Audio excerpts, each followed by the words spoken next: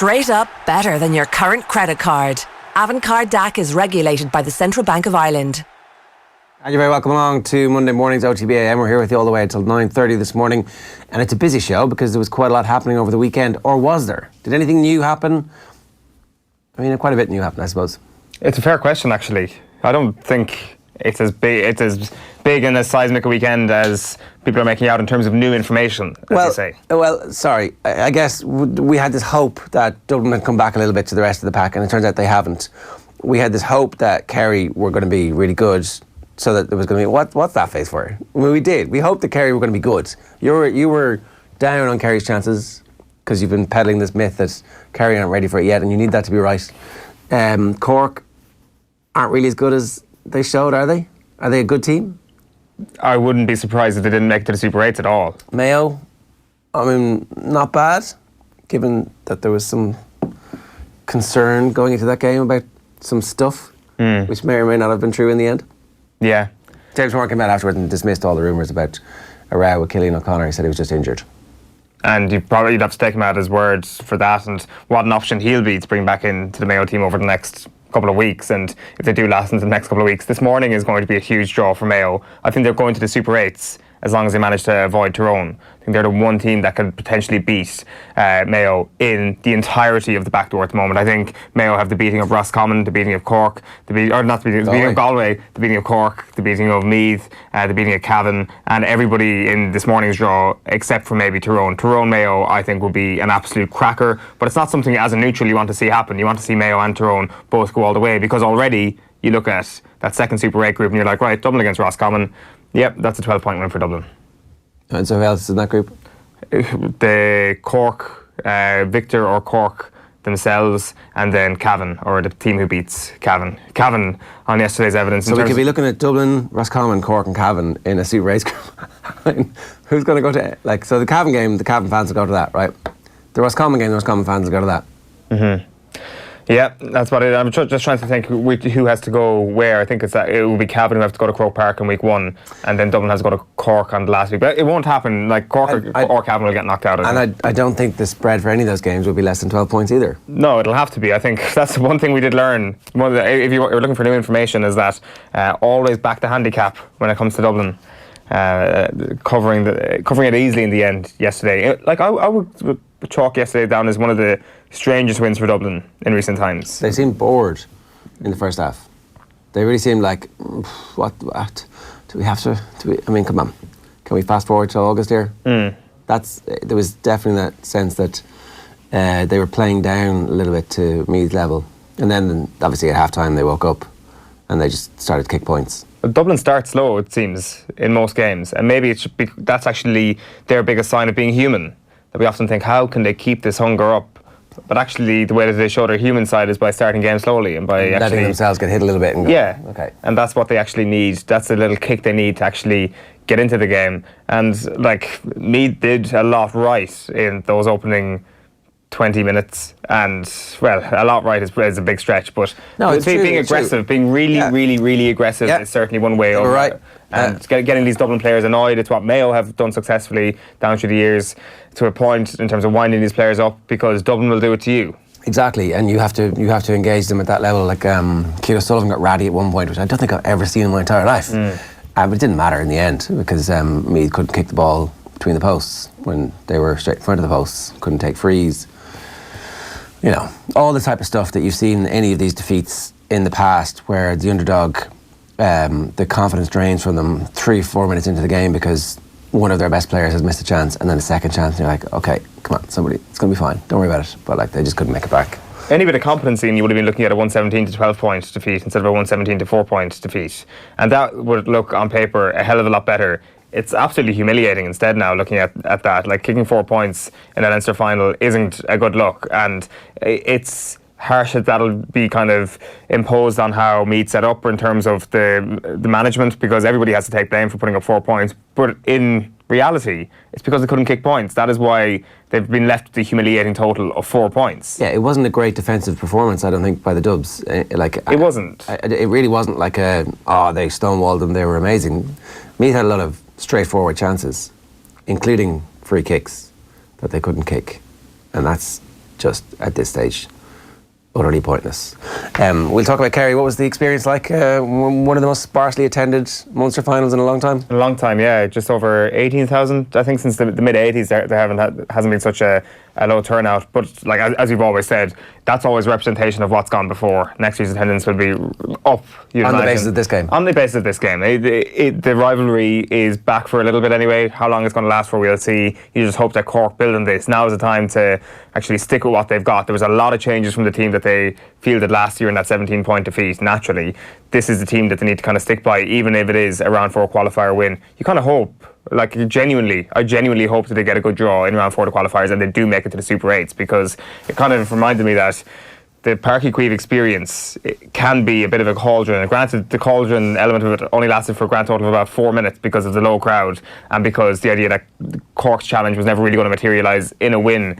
But that Páirc Uí Chaoimh kind of journey from Kerry every second year, as had been the case at the peak of the rivalry, was such an important thing going to Croke Park. It's going to be every year now for the next 2 or 3 years. I think there's only one more game owed, and there's even some question marks about whether or not that game is owed. So because it was a replay, or I don't know what. Leinster always pays his debts. Come on, you gotta. I have no idea what it is, but it could be back in Clarny next year, or else it's just one more game in Páirc Uí Chaoimh. So I don't know. It's a great asset that Kerry have, being able to go to Páirc Uí Chaoimh in the Munster Championship against a good Cork team. It's a really, really good tune-up, and that is probably doing Cork teams a disservice. But some of the Ulster teams have had probably too many tune-ups over the last couple of years, because they go into the knockout series or to the All-Ireland series a little bit wary. So I don't know, it's a bit of both, but it's good to see them back.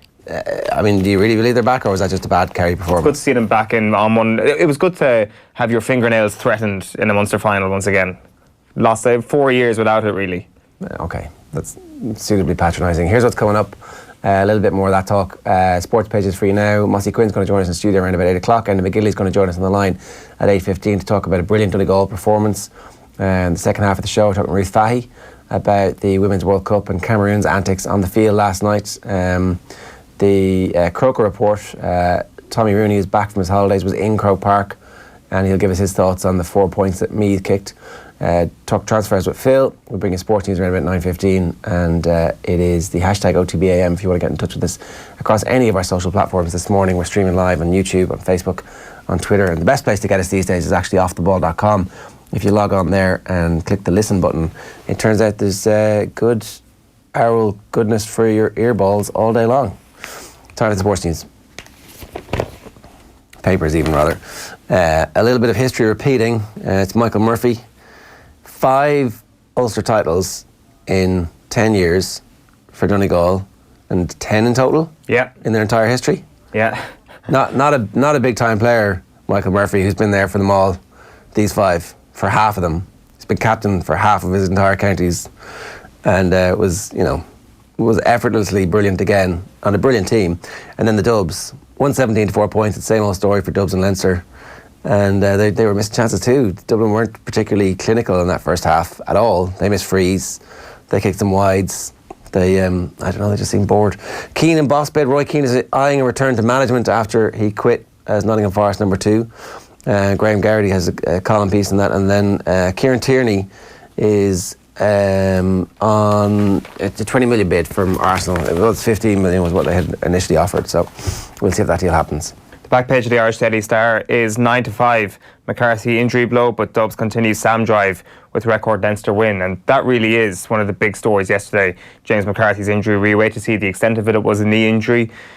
Pat Spillane was saying on the Sunday game yesterday that James McCarthy goes down, they have 4 or 5 players that they can spring off to actually replace him. I'm not sure that that's actually the case when it comes to the quality of James McCarthy and to the unique talent that he possesses. It's complete bullshit. It's huge loss. So 3 or 4 of them they can't really afford to lose. Himself, Kilkenny, McCaffrey. Well, McCaffrey to a lesser extent, because somebody can do what he does just on a lesser level, but the very unique talent. And Brian Fenton, of course, is the other one that you can't lose. For me, they're the 4 players. Cluxton as well. There's some questions after the league this year that perhaps Evan Comerford could step up. So the list is dwindling, but McCarthy is one of those players. Absolutely, and having him in midfield gives you strength and depth in midfield and in the half-back line. So if McCaffrey was to go out, you could put him back. Yes. But now that he's gone, Michael Darragh-Macaulay starts, or is Gavin going to start? Is he ready for it just yet? And I thought he was. I don't know. I've been disappointed to kind of see Darren Gavin's minutes limited. Paddy Small came on and did his hamstring, and then I don't know how bad it was, but like it was bad enough for him mid-run to stop and put his hand on his thigh. And there were a lot of people who thought that over the course of the Super 8s, he was going to be the next forward to emerge. He was going to end up like doing damage, particularly at the end of games. So. From that perspective, there was a little bit of a chink in the armour. A couple of other stories in the back of the Irish Daily Star. Menton wants Conway to go. Former FAI chief Brendan Menton has called on President Donald Conway to resign immediately rather than remain in place after the AGM. So Menton, writing on his blog, he says, surely leadership means leading the way, admitting the errors and resigning permanently. Surely the President should lead the way out. Talks about the analogy that the captain should be the last one to leave a sinking ship, and that does not apply, according to Menton, in the FAI's case. The back page also says that €90 million Harry to join champions. So Harry Maguire is on his way to Manchester City, not Manchester United. He'll become the most expensive defender in the history of world football, and Manchester City are prepared to pay him $310k a week. I wonder, and maybe I shouldn't talk about this just yet, and we should wait until the transfer roundup is coming. But I wonder if Manchester City are pulling an Alexis Sanchez, as it's known in the business, with this Harry Maguire business. Due to the way that Manchester United would obviously now have to pay him ridiculous amounts of money, or because of his talents perhaps being overrated as well. Bing, bing, bing, bing. Keep going if you've got any more of that stuff, because that's all good. All both. But Harry Maguire being the most expensive defender in the history of football is wrong. It is incorrect. Mm-hmm. It's like one of those fallacies that happen, but it is exactly the type of thing Manchester United would do when bullied into it by Manchester City. It's Woodward sitting there in it, like going, rocking back and forth gently with like his finger on the bat phone, just trying to not pick it up, but having to pick it up and go, is that Leicester? Can I give you all the money in the world? There was an account on Twitter that I used to be addicted to. It was called Classic Tom and Jerry, and used to watch Tom and Jerry sketches. And I've stopped watching that Twitter account in recent times, and I think it must be because Manchester City and Manchester United are providing me with all the Tom and Jerry content that I need. Murray the Magnificent, he's British again in the Telegraph. Brit bounces back to win doubles title at Queen's, he's Scottish. Johnny Bristow exclusive, I'll never forget what Warner said to me in the Ashes tour, and then shaming the game. Phil Neville stands over the injured Steph Houghton. Cameroon kicked England up and down the field last night. Kicked them, spat at them, did everything a proper shithouse is supposed to do. The back page of the Herald is injury clouds Dublin record, anxious wait on McCarthy after 9 in a row Leinster win, and keen exit as O'Neill assistant at Forest. And Paul Curran says Dublin able to solve problems in real time, wasteful Royals were humiliated is the big headline there in the top of the Herald. So there was spitting, there was elbows, and then there was studs raked across an ankle. When there's always one team in the World Cup, normally it's Uruguay in the men's, who are like this, and you're like, well, that's how it should be, right? I don't think Uruguay have threatened to strike mid-game somehow. It was not only the Cameroon players' behaviour in terms of clearly being the aggressor in all of this, but also the victimisation complex they managed to build, and how they managed to point a finger at England for them being in the wrong, which was uber impressive. Like, I've never seen anything like this. Luis Suarez was probably sitting there with his jaw open thinking, this is absolutely remarkable. Well done, Cameroon. Yeah, I mean, were in the decision, but was VAR not? I didn't see the VAR decisions. I thought the VAR decision that went against Cameroon was correct. It was very, very close. And I'm sure that the Cameroon players in real time thought that it was wrong. Right, okay. Tours of joy, did you get it? Tur. I mean, who? I don't know. They forgot the fodder. Maybe Donegal people do call over the eye. Tyrconnell, but I don't know, do they? I mean, Donegal Kings in the North again after Clonus exhibition. A good Game of Thrones reference for you there. Black and Blues. Gavin counts cost of Dub's 9th Leinster title in a row as James leaves on crutches. Dublin are sweating in the fitness of James McCarthy after he hobbled out of their Leinster final demolition of Meath. Yeah, so it didn't look good. Maguire at 80 million world record move to Man City this week. So this story is being briefed hard and heavy to all the tabloid newspapers, and Keane's on hunt for job as number one. Who is going to give Roy Keane a job? I'm trying to think. Not Manchester United, despite the fact that it's been mentioned that is he the type of player to go and give these players the kick up the backside they needed in the Old Trafford dressing room? It's odd timing. I don't know. Like, why did he go in as number 2 at Nottingham Forest is certainly one of the questions I have. Why does Roy Keane suddenly think that now is the time to become a number 1 again? Was that not right after the Ireland gig? The question is, how successful will he be as number 1 anymore? Is his time on the sideline done? Has he got as much as he possibly can out of this managerial career or this assistant managerial career? Because you're thinking about the potential options. He's got to drop down a level from Forest, you'd imagine, to get that gig. And how successful he will be is an entirely different question. Yeah, that's going to be very interesting to see. The Irish Daily Mail this morning goes with cost of victory. McCarthy woe overshadows Dublin triumph, and Keane quiz Forest as he eyes manager role. Kings in the North then as well, as you've got Donegal players celebrating winning Ulster yesterday.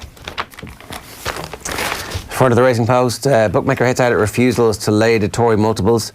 The bookmakers who would not take some multiple bets on Frankie Dettori rides at Royal Ascot this week were labelled pathetic by one of their own yesterday when Star Sports Supremo Ben Keith hit out at the practice that left punters unable to get behind racing's biggest name on the sport's biggest stage. Dettori left layers reeling on Thursday when winning the first 4 races at the Royal meeting, although they enjoyed some respite when biometric collared the riders Turgenev in the Britannia, pulling them back from a multi-million pound brink.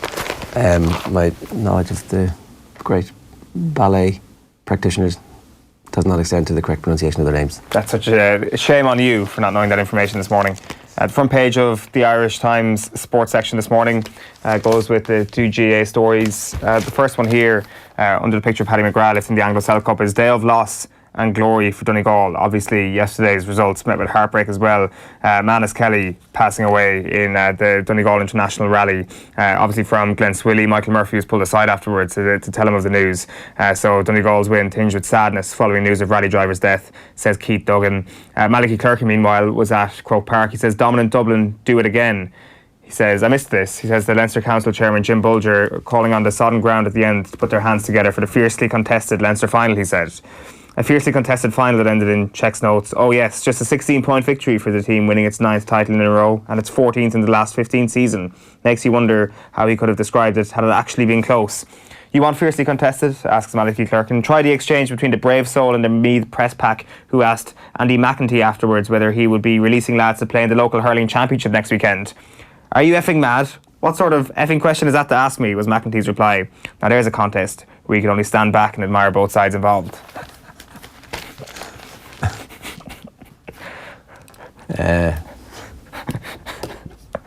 These dual counties, you know, it's a big issue. Huge issue.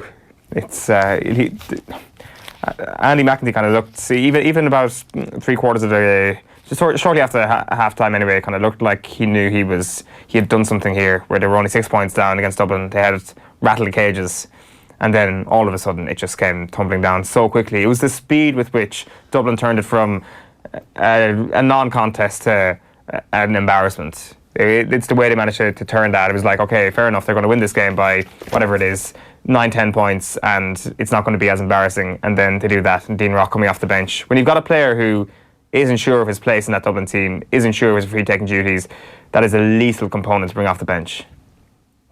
And that's what it proved to be. He went full Diarmuid Connolly yesterday, Dean Rock.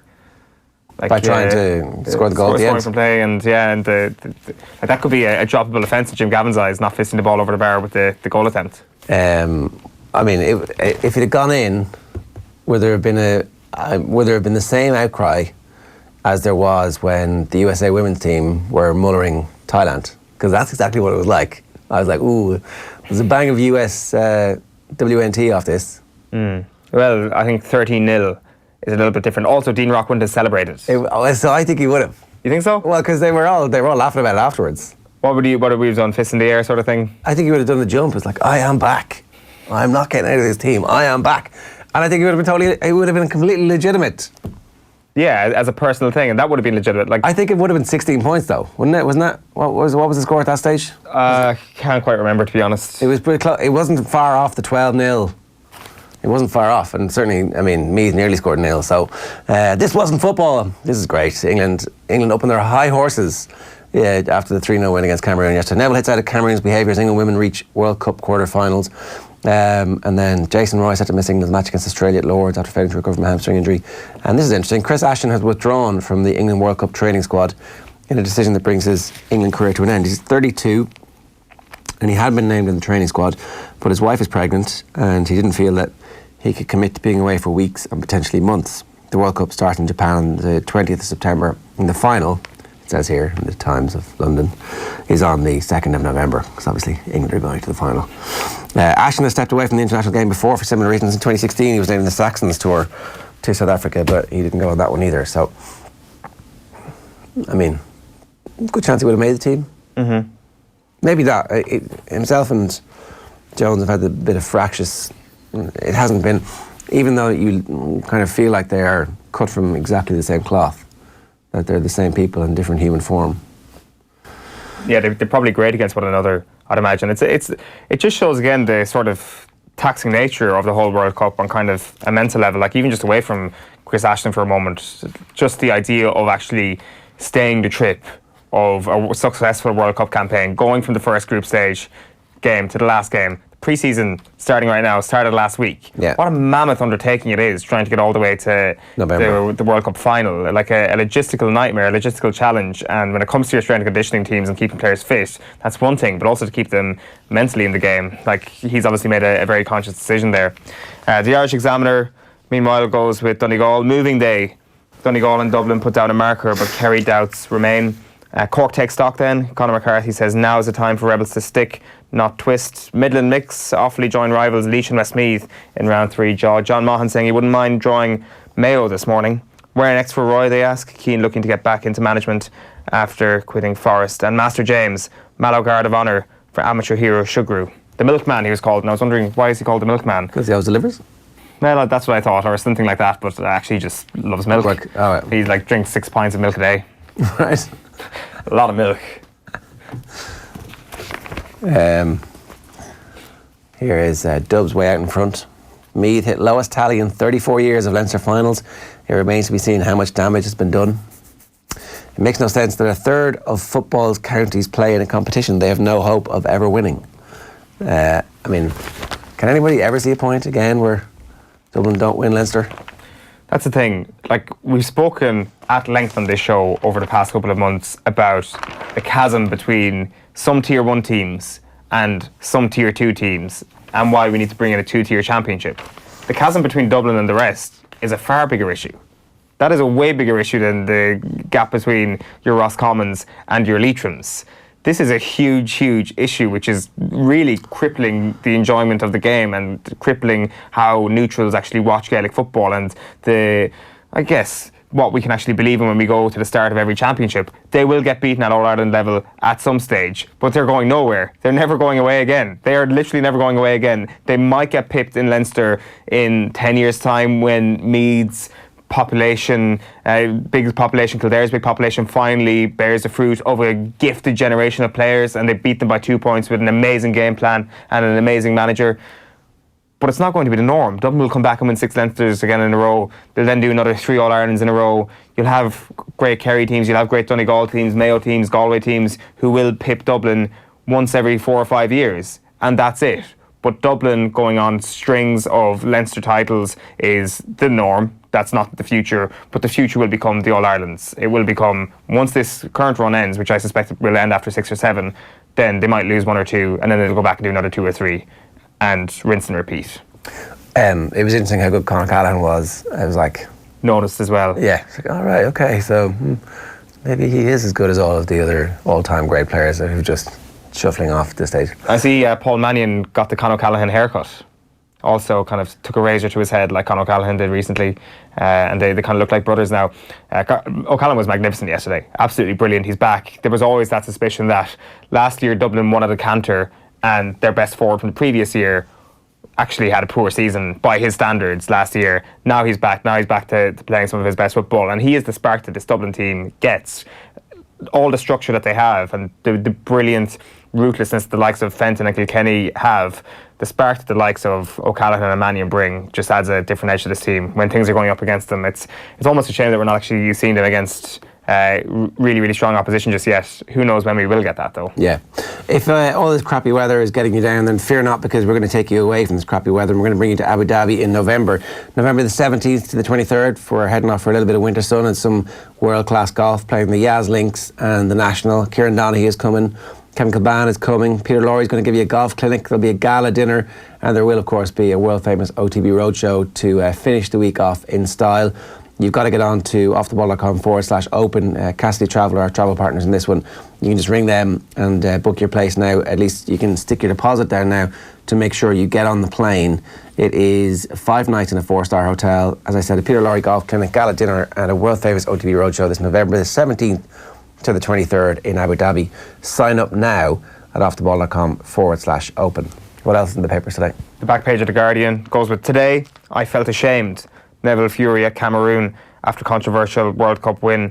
It's quite the press conference from Phil Neville afterwards. Really extensive kind of take on Cameroon's behaviour and how they've kind of brought the game into disrepute. And I guess he was kind of right in one sense. If you want to take everything in isolation, as you kind of mentioned there, England being on their high horse is kind of interesting to see. I saw some people giving out about the referee in the Dublin Meath game. There was like off the ball stuff that Meath were getting punished for, but the Dubs weren't getting punished for. Yeah, that was noticeable. Dublin are the masters of that. If you get into a war of dark arts and stuff, especially when it comes to off the ball incidents, you better bring your A game, because Dublin are exceptionally good at that. There's a difference between fouling and fouling well, and if Dublin are going to foul, they're going to foul you well, or they're not going to foul at all. They're going to stop you, and they're going to stop you in a manner that paints a picture to the referee. I know that's a very ropey phrase, but they do paint pictures to the referee that allows them to get away with things a little bit more. It's genius, really, and there's not too many teams who can do it to their level, but the best teams will have that off. Meath obviously need to get a bit more street smart in that regard. It looked like that they might actually have that battle down at the start when they were getting really aggressive with Dublin. But maybe there's a difference between being aggressive and being smart aggressive, and Dublin are the team who know when to find that edge at the very, very right time. Yeah, and it probably takes a little bit of competing at this level over a period to get to where you're able to do it. Like Mayo were always able to do it. Yeah, like there is also the sense that like the better team, the bigger team, tends to get the refereeing calls. Like I'm not for 1 second suggesting that this was an absolute disgrace on officiating or anything yesterday. The referee probably leaned towards Dublin. Do refs lean towards Dublin to a large extent?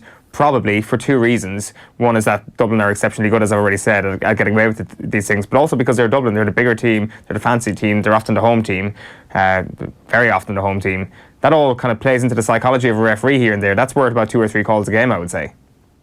2 or 3 marginal calls. Yeah. Yeah. And look, the Fenton tackle that gave away the free that wasn't the penalty was also just outside. Like, perfectly timed. You know, it wasn't. Although the Meath one for the penalty was also the same. It was outside the box. Granted, it didn't matter in the end. There was also the brilliant tackle on Jack McCaffrey that saved McCaffrey's goal shot was a foot block. Mm-hmm. He blocked the ball with his foot, which you're not allowed to do, right? Yeah. That should also have been a card and potentially a penalty, although it might actually have been outside the box. I'm not sure was that inside or outside, but yeah, I guess you can point to a few of them there. But like that comes back to the whole idea that if Dublin are going to bring you down, they're not going to do it inside the box. They're going to do it outside the box. So that's the option. They're going to get away with the most lenient form of punishment, and it's brilliant. But that is really something that comes down to experience. That is something that you get from playing on the big days in Croke Park very, very regularly. And it's very, very hard to find a chink in the armour when it comes to the street smarts of Dublin. A lot of talk about how bad Kerry's defence was, conceding 3-9 against a Cork team who didn't really think was going to be capable of scoring 3 goals against them. Were they that bad? Hugely worrying, yeah. Very, very worrying. The thing is, there is a sense of deja vu about this, isn't there? Like, we've had this conversation for the last few years about this Kerry team. And Aidan O'Rourke wrote it in a column in, when was that? March, which you took issue with. We had him on the show, and then he's been proven entirely correct. My issue wasn't with him giving out about Kerry's defensive problems. It was to do with the fact that he said that Kerry don't have the defensive will to defend, the collective will to defend, that it's a mental issue in the team and that they wasted the entire league by not working on a system. I think those 2 things are wrong. I think that you can blame the personnel that Kerry have, fair enough. You can blame the system Kerry have, fair enough. I think they tried to work on a system. It may have failed. I do think they have the collective will to defend, but it doesn't matter what sort of will you have if you're a ball player and not a man marker, and Kerry don't have enough man markers. It goes back further than that. It goes back years and years where Kerry seemingly are like the Red Sea up against Moses. They just absolutely open up and you can go right through that team. And we've seen this before. The last time Kerry conceded three goals in a championship game was against Cork as well. It was 2015. It was that drawn game in Killarney in very similar circumstances where not many people expected Cork to show up. They did show up. They scored 3 goals against Kerry. So the discourse that afternoon was like, oh, imagine if Dublin got their hands on this Kerry team. They would absolutely destroy them. We could see 5 or 6 goals against this Kerry team. Kerry have come up against Dublin on 2 occasions since then, both in the championship, and they didn't concede a goal in either game. So they definitely tweak their system or whatever it is to playing the bigger teams. Judging them on how they defend against Cork is not necessarily a fair representation of, oh God, Dublin might tear them asunder. There are huge warning signs from Saturday night. But Eamon Fitzmaurice in his column in The Examiner on Saturday said he had something up his sleeve for Dublin over the last couple of years, didn't get the chance to put it into practice. Those players have that information, and it would be stupid of Peter Keane to take whatever that plan was and just throw it out the window. So I think relax for a moment. Relax. It's very, very bad. But we knew before the game that they weren't going to win the All-Ireland, so nothing has changed. Well, I mean, I'm sure they're not in the competition thinking we've got no chance of winning this. I'm sure in their dressing room they think that they've got a chance of winning it. Well, they'll have to, because what's the point of entering it? But really, we know that this is a team that's geared towards 2 years' time, probably. That's you saying this to just yarrow away a little bit of time. They can't be going into a game against Dublin with a plan that they've been working on for several years and think that it's okay, we're going to get hammered and we're going to concede 3 goals. They're not. They're thinking they're going to win that. And they have to, and that's the way that, like, I think Donegal think that they can beat them. I think if Tyrone come up against them again, in their own heads, as deluded as it might be, they're going to think they can beat them, and that's what they have to think. Mayo surely believe that the next time they get Dublin, something's going to change. I mean, maybe they don't believe it, but they think it. Yeah, I think Mayo probably believe it as well, though, but like Mayo are kind of primed for that. When you look at the age profile of the team, Donegal are primed for it. They're coming towards a very nice peak, and Tyrone are primed for it. Kerry are in a different position, but like, definitely, like if they go into a game against Dublin, they surely can't be as... They won't be set up in the same way as they were on Saturday. There's no question about that. There's no way I'm defending what happened on Saturday. There are huge amounts of warning signs. But you look at 2 things. You look at the way they have defended in some of the bigger games. In terms of their goal concession rate, it actually hasn't been that big. Like, as I said, last time they conceded 3 goals was 4 years ago against Cork. Like, they haven't conceded 3 goals at any point in the championship. Are they coughing up goal chances, though? Because that's what matters. The number of goals is actually largely irrelevant. If you concede the goal chances in the big games, eventually someone's going to take those chances. And as you get deeper and deeper into the championship, I mean, we didn't even see them in a semi-final last year, for example. So, what about Monaghan? That's the end of one of the great managerial achievements of the last 40 years. Is exactly what Malachy O'Rourke has managed with Monaghan. We keep hearing about their tiny playing pool, but there might be 60 senior Gaelic footballers in Monaghan who might be able to play county in total, and he's got them to an All-Ireland semi-final, inches away from an All-Ireland final appearance, 2 Ulster titles. It's fairly phenomenal stuff. Yeah, it's heartbreaking to think that will be the legacy, the almost getting to an All-Ireland final legacy, where they might have put in a good account of themselves as well last year. He's taken one of the most talented bunches of players that the county's ever produced and got the most out of them, really, in recent years. It's been brilliant. He's obviously taken them as far as he could. We had Stephen Poach on last week, who suspected that perhaps maybe it might have been just 1 year too much for Malachy O'Rourke. And it is tough to go back after a year like that. When you go into the uncharted, when you don't know what comes next after an All-Ireland semi-final, it's very, very hard to double down on that, especially when you're coming through a province like Ulster. Had they had a handier provincial championship, they might have been able to survive, feel their way into the championship a little bit more. That being said, they did start off this year's calendar year by beating Dublin. So, like, they obviously had something right back then, and granted that was a poor Dublin team earlier on in the league, but they did come kind of running into this calendar year looking to double down on what happened last year. It just didn't work out. Getting Armagh was also a terrible draw.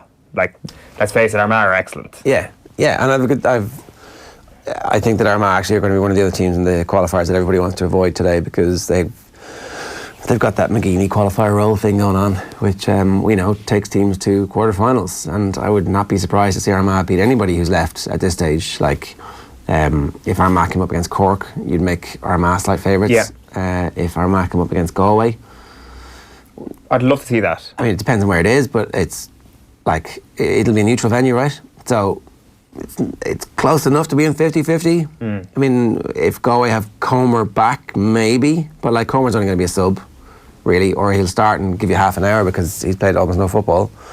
And then after that, Armagh Cavan again, that can't happen, can it? Can it happen? They repeat pairings in round 4 now. I don't think they can. They certainly can't happen in round 3. I presume it's the same for round 4.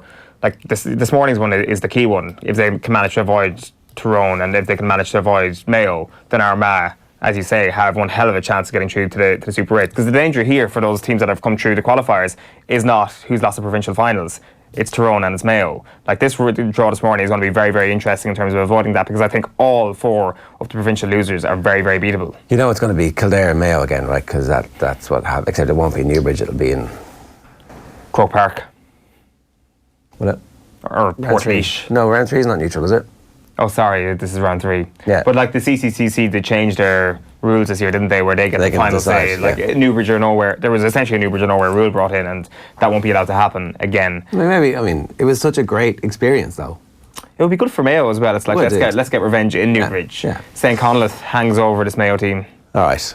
OTB AM brought to you by Avantcard, powered by MasterCard. You're with us this morning. We're here until 9:30. Mossy Quinn's going to join us. First, we're going to hear Jim Gavin talking about Dublin's finances. Have a look. Join Bruce Betting now for a risk-free first bet up to €100. That's right. New Irish accounts can enjoy a risk-free first bet up to €100. So if your first bet loses, we'll refund your stake with a free bet. Now that's giving you more. Bruce Betting. In-store, online, and now on your phone.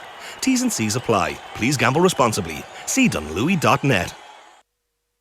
You must be quite tired now of just people throwing the stones and, saying, oh, it's all money, money got you here. It's more than money, I'd imagine. Well, I was up with the under 10, under 11s now, got the growing up. Under 11s yesterday, with the last game of the season before the summer. My son plays with Ballyboe and St Enda's, and we're playing Coola, and we had 4 coaches. Tony was leading us out in the sideline, and Coola had another 4 on the sideline, and don't think any of us were getting paid, that's for sure. We're all there to see our kids. Beautiful summer days with what your memories are made of. Cracking game of football, draw in the end, and we're just fortunate in Dublin that we have some really smart people with their hands on the tiller who are, who have applied to Croke Park, got funding. We're in a fantastic stadium, and Croke Park is led by some remarkable people. They have the mortgage paid off in Croke Park. So if I was in another county, I'd be knocking on their door with a smart business plan to say, we want to use, well, a similar model that Dublin have. The clubs fund up 50% of funding for the coaches. Croke Park do help, but other monies are bridged by the sponsorship we get, which is, we've got a good team there in the county board, and by gate receipts, and that's. But on the boots on the ground, the teachers who were with these men when they were 10 in Croke Park or in the coming month school games, the mums and dads, it's probably a bit of an insult to say that that the funding that they obviously didn't get, but that the coaches get in the clubs is what's met them, and what's met them is bloody hard work and mums and dads and guardians that care for the guys, and so I get to see that the pride that guys have representing their county, and long may that continue. Yeah, it doesn't look like it's going to stop anytime soon. That's Jim Gavin in conversation with Mark Trossany-Kelly in the aftermath of yesterday's routine victory in the Leinster Championship. Mossy Quinn is with us this morning. A lot of focus on the money in the last 24 hours, which is, I guess, only to be expected, because the game wasn't something that we could talk about with any meaningful way. How much of it is justified, and what happens next, do you think?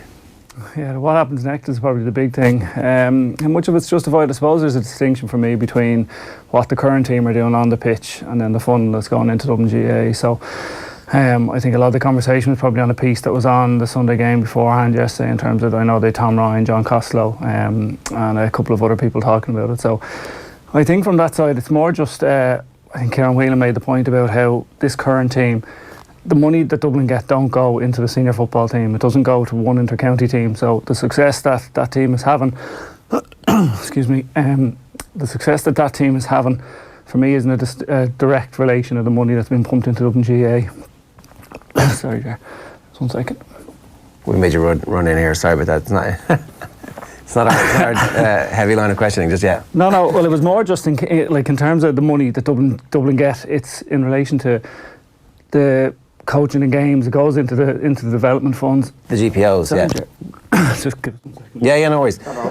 So the piece yesterday that you would have seen was with Marty Morrissey, and afterwards I thought Kieran Whelan made the point, and the point that you've just made about the players, this group of players didn't come through until, although the money started in 2002, did it? Yeah, O2 was when the plan came in. Yeah, it did. So sorry about that there, just for a second. There was the Strategic Review Committee that came in and a report in 2002 in terms of what was happening at the GA in Dublin. Yeah. And it was obviously decided there was an investment needed, and there was work needed to be put into the GA. There were certain areas that it was struggling and it needed to develop, and there was a recommendation that Dublin were due to get, I think it was 3.6 million a year, and what was going to happen with that. And I suppose from our side, from a Dublin GA perspective, it's what you do with that money, it's how you use that money, and I suppose the foresight that would have gone into that. And look, I'm an employee of Dublin GA, and I don't sit here and take any kind of, you see the systems that were put in place long ago, so going back to 2002, Yeah. the likes of a John Costello, the likes of the strategic board that were put in, and they had the foresight division, and I know there was a Blue Wave document in 2011, but it was even before that to kind of make sure all those systems were put in place.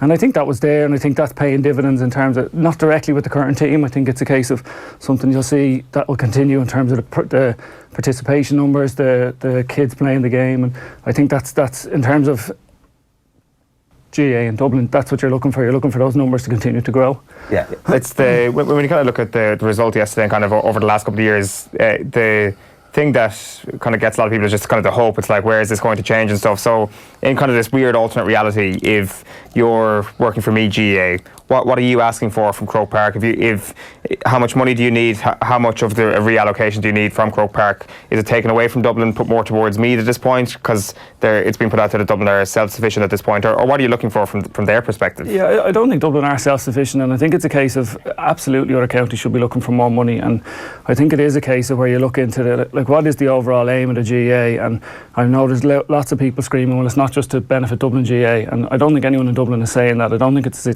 situation where people in Dublin are saying, well, we need this, we need that, and we don't care what anyone else gets. That's not the situation at all. I think it has to come down to you're trying to increase the quality of the GA, the number of people playing the GA across the whole country.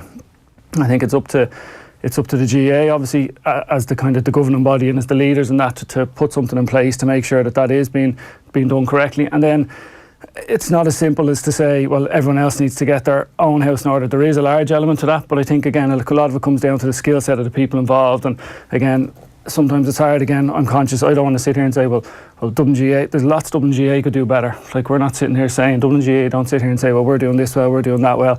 There's things that we've done well and things that we like to think we're continuing to do well, but it's also a situation where you'd like to think you can improve. There's certain areas that definitely need to improve, and I think there's other counties need to look. I think there has been investment in, it's not as simple to say just give counties the money or give people the money. I think there needs to be the right people in place to know what to do with the money. There needs to be a longer term plan as to what to do with the money in terms of what are you looking to improve. You know, some counties may look at a short term and say, well, can we put it into a senior team? Can it go into that kind of flagship team or teams? And my own personal opinion, that's not what was done in Dublin. That's not what's helped build Dublin GA. And there isn't that endless fund in terms of, well, this money comes in from the GA and it goes to, Jim Gavin doesn't turn around and say, well, that's great, we have X amount to spend, or, you know, certainly even when you go back to when Ger Cunningham was the hurling manager, or Pat Gilroy, even Matty Kenny now, there's no, it's not a limitless pot for them, for the senior football teams. That's not what it goes into. It goes into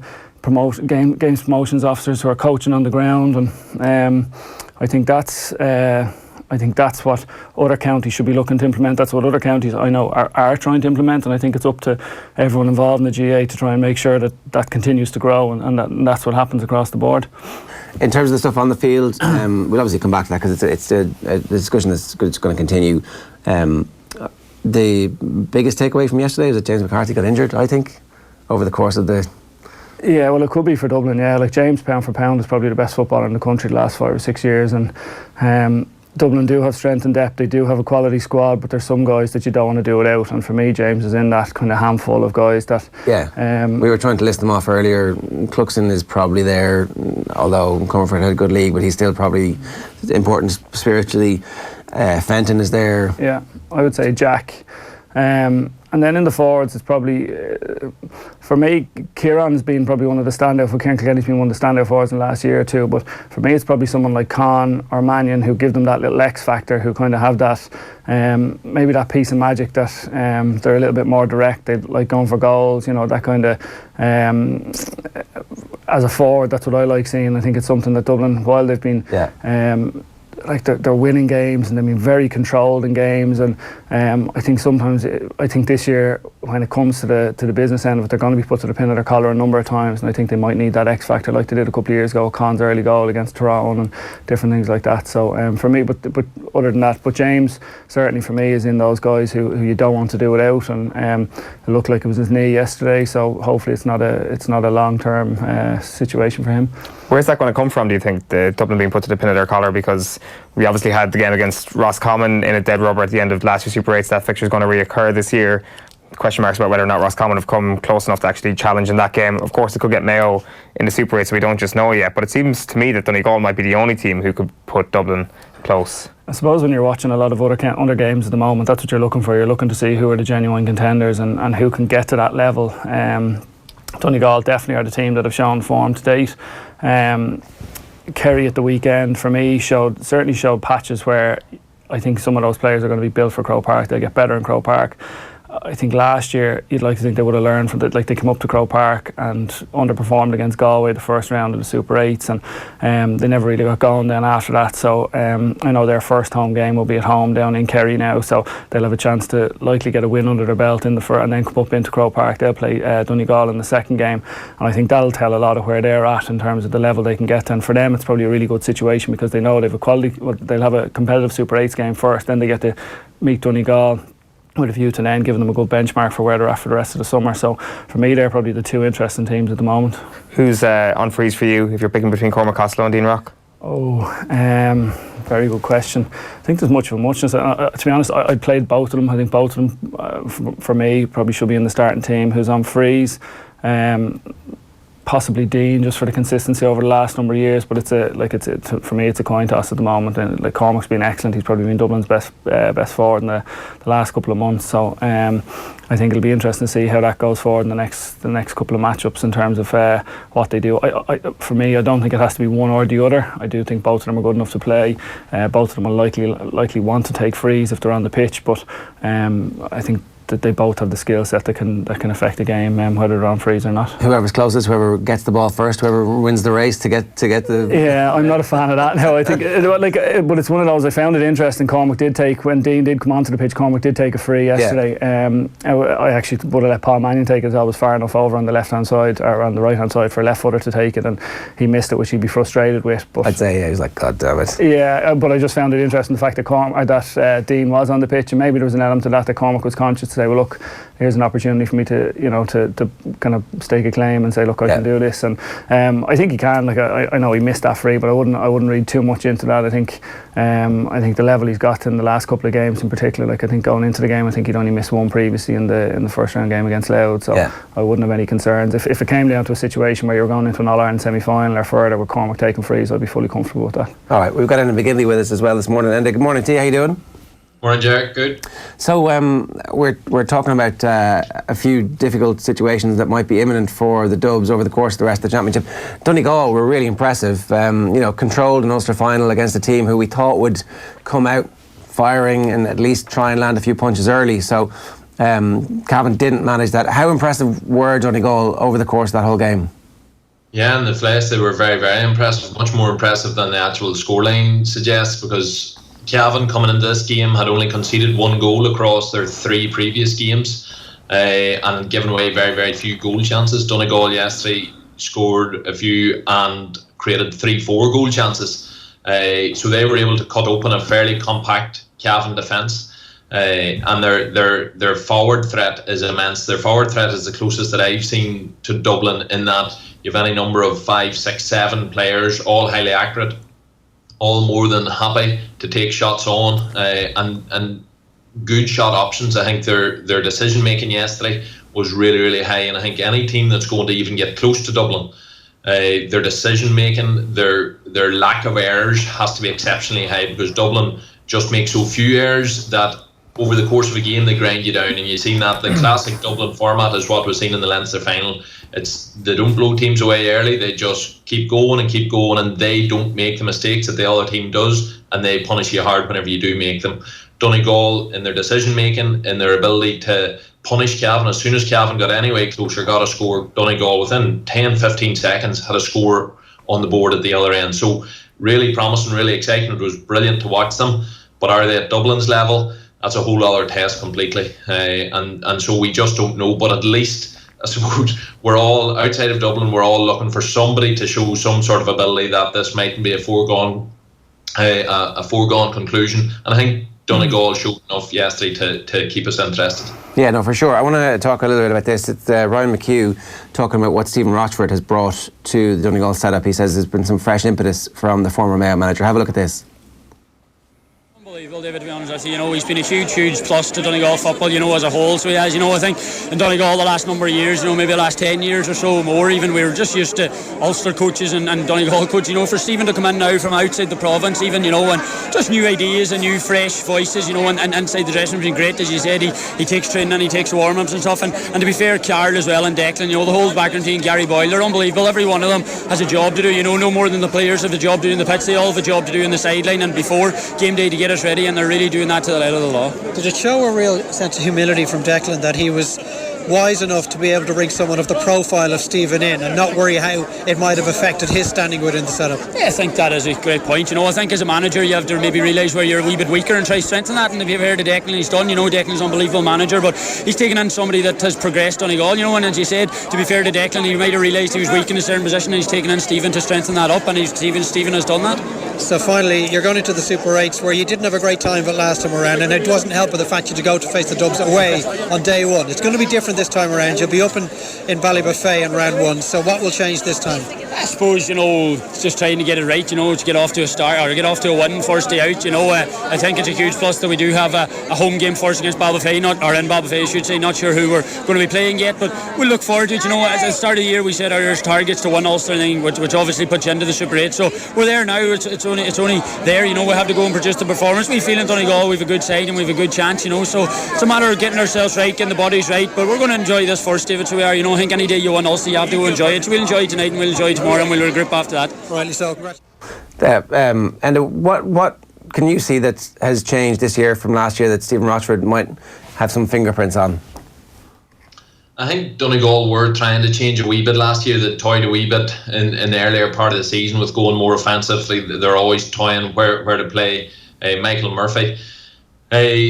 Certainly this year they are more offensively set up. Now that's not to say they're all out offence. Definitely not. Both against Tyrone and Cavan, they had high numbers back in their own defence at times. Their link-up play, their ability to really go at teams, their ruthlessness has all increased. How much of that is down to Rochford, I don't know, because I think the talent was within that Donegal squad anyway. They were all 19, 20, a lot of them yesterday, 21, 22. So they were at an age that they were going to be improving a lot anyway. But I think Rochford coming in, it gives an added impetus, as Ryan was saying. But massively, I think just the whole setup, there's something really impressive about it. From Michael Murphy to Declan Bonner, your two lead men, the lead man on the line and the lead man on the pitch. Michael Murphy, everybody knows what the story is there in terms of his level of ability.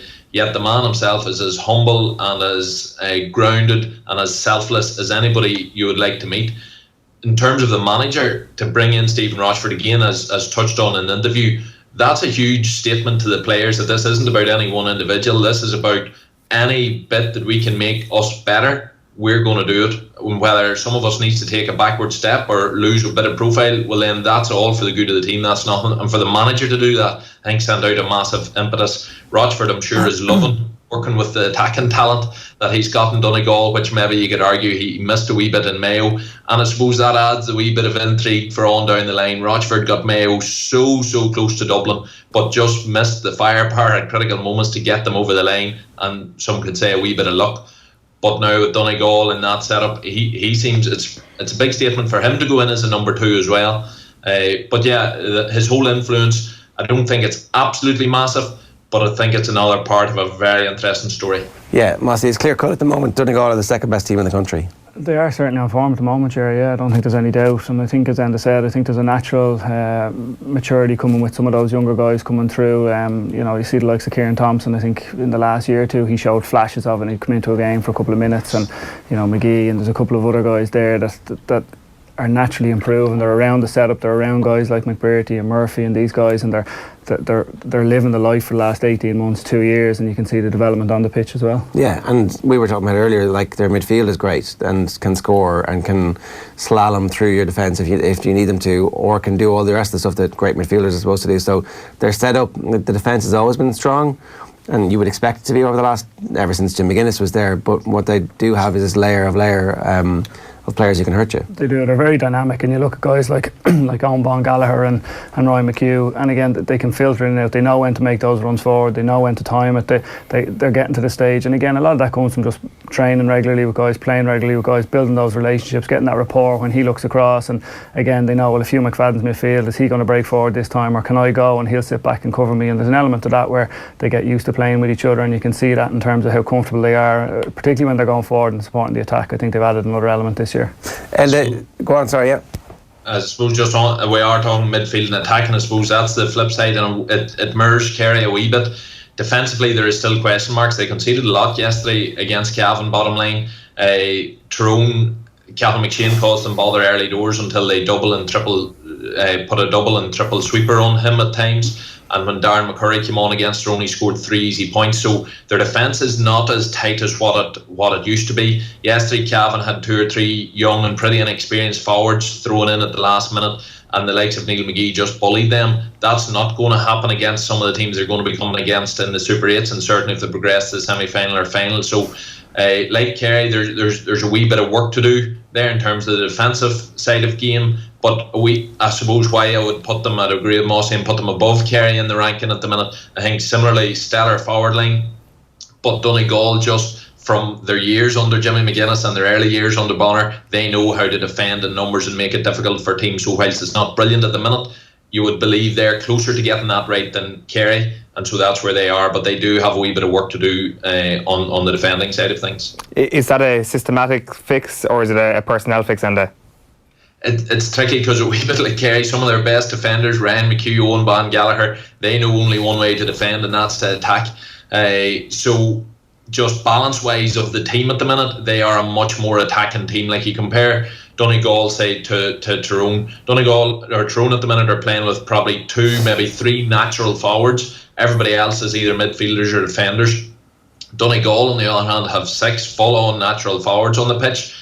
Their midfield likes to attack, and 2 of their wing backs love attacking, so they are a very attack-minded team. They are getting back in numbers, but as Tomas O'Shea said last night on the Sunday game, defending is more than just one-on-one. It's about knowing where to be. It's about being able to communicate with each other and a whole sort of team ethic and the smarts of just a good defender. And maybe they don't have enough natural ones at the minute, but I've no doubt that Donegal, of all teams, should have the mindset to be able to close down a defence.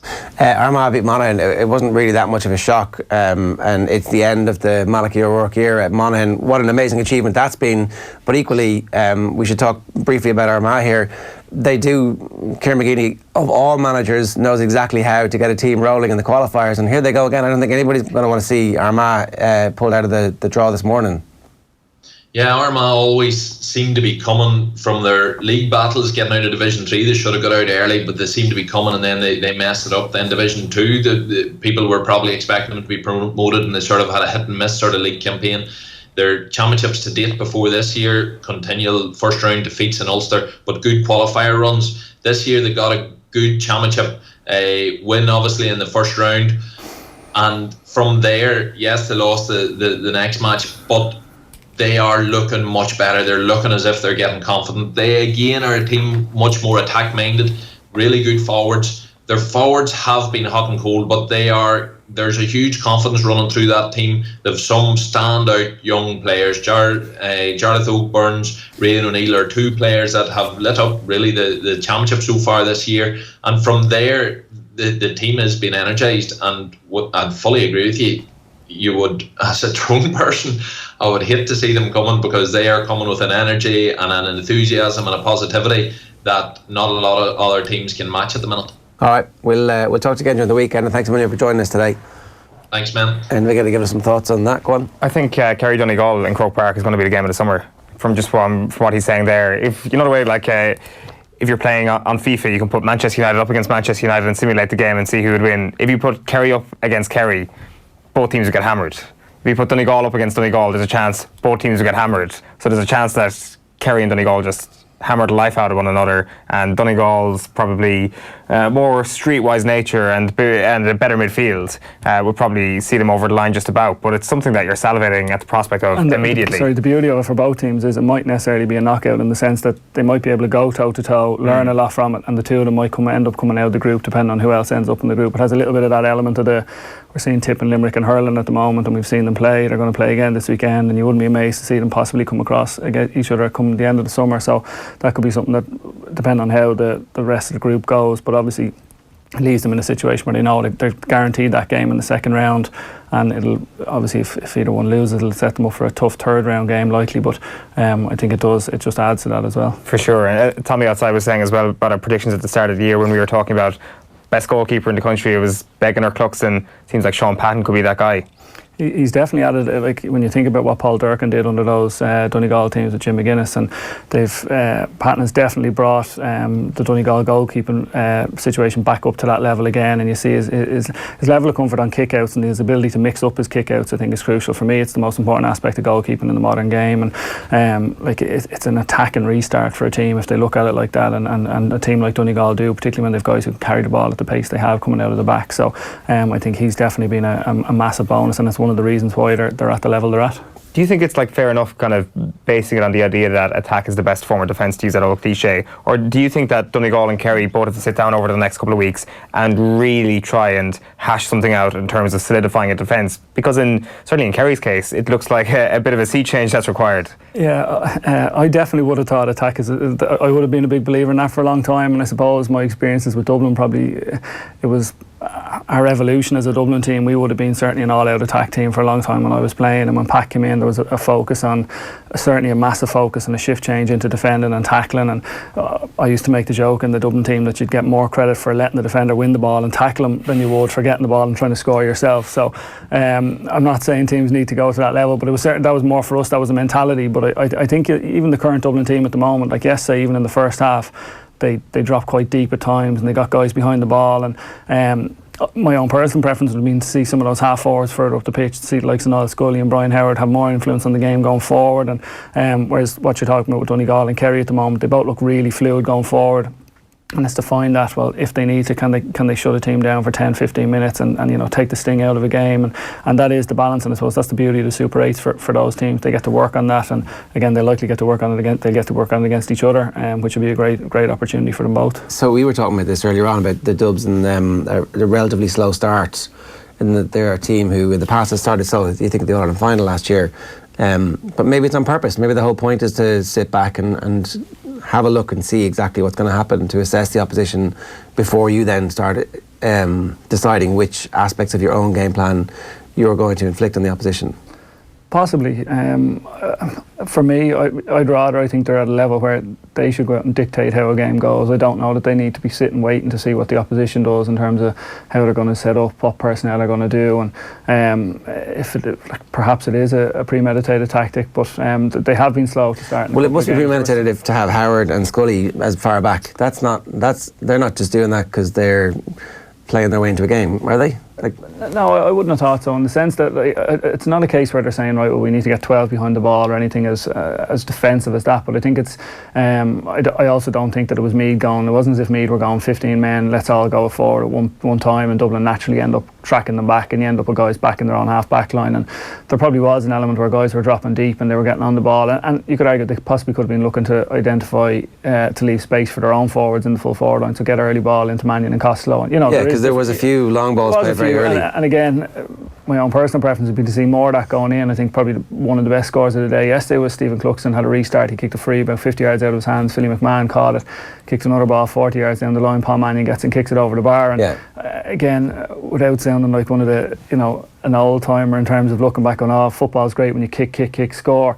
But it was simple. And when a team doesn't get a mass defence back there, like me didn't have that yesterday, for me there is more opportunities to be a little bit more direct and to let ball in. And particularly when you've guys like Costello and Mannion inside, let them get the ball one-on-one, let them take the man on, get runners coming off the shoulder.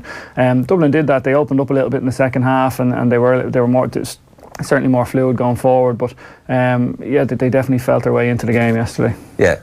Is that a conscious decision? Not a conscious decision, but I think that they're conscious of that they're giving up more chances, or they tend to give up a lot of chances. That ultimately kind of comes back to this idea of actually an overall philosophy. It's like, well, we can back the likes of Conor Callaghan and Paul Mannion up front as long as they're firing on all cylinders. It doesn't really matter what we're coughing up the back.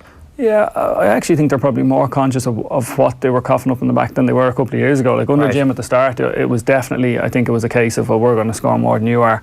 And again, going back to what Donegal did to them in 2014, there was definitely a change in mindset, and you can see how sweeper's the wrong word in the sense that teams rarely play six forward, so they generally leave an extra defender back. So at times it was Philly McMahon yesterday because Mickey Newman was dropping out. At times it was Keane. Like Keane O'Sullivan's done it to an extremely high level in the last number of years, but Keane was more of a man marker yesterday, probably one of his best games for Dublin in the last 2 or 3 years. But they definitely, if you think of the Cork penalty on Saturday night, so a long kick out came down and the whole Cork half back line were sucked all the way up, and there was a little flick over the top, and all of a sudden the Cork midfielder has a 50-yard foot race on goal and everyone's chasing him. There's nobody coming to meet him, everyone's chasing him, and if a defender comes he pops it and it's generally going to be a goal. Dublin got caught by that by Donegal a couple of years ago, so what you see now is they rarely leave themselves in a situation where they get caught in that foot race. I'm not saying it never happens, but there generally is someone there to just meet them, or to make sure that there has to be a different decision made by an on-running attacker. Foul them. Yeah, fouled him if needs be, but generally if that happened yesterday, you're running into where Philly McMahon can come out, and he's not coming out and leaving his own man behind him.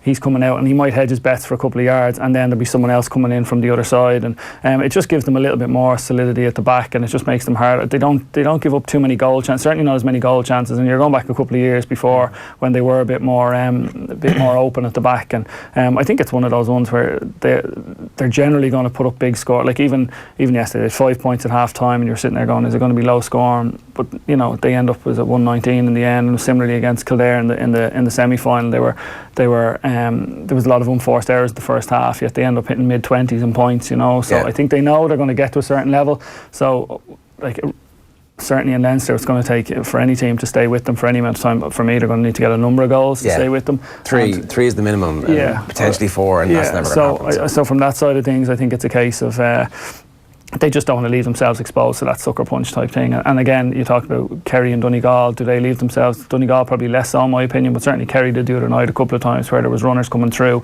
and you've got a situation where David Moran's in a 50-yard foot race trying to catch somebody rather than having someone there to try and at least help him, and then when Moran can get back onto the other side.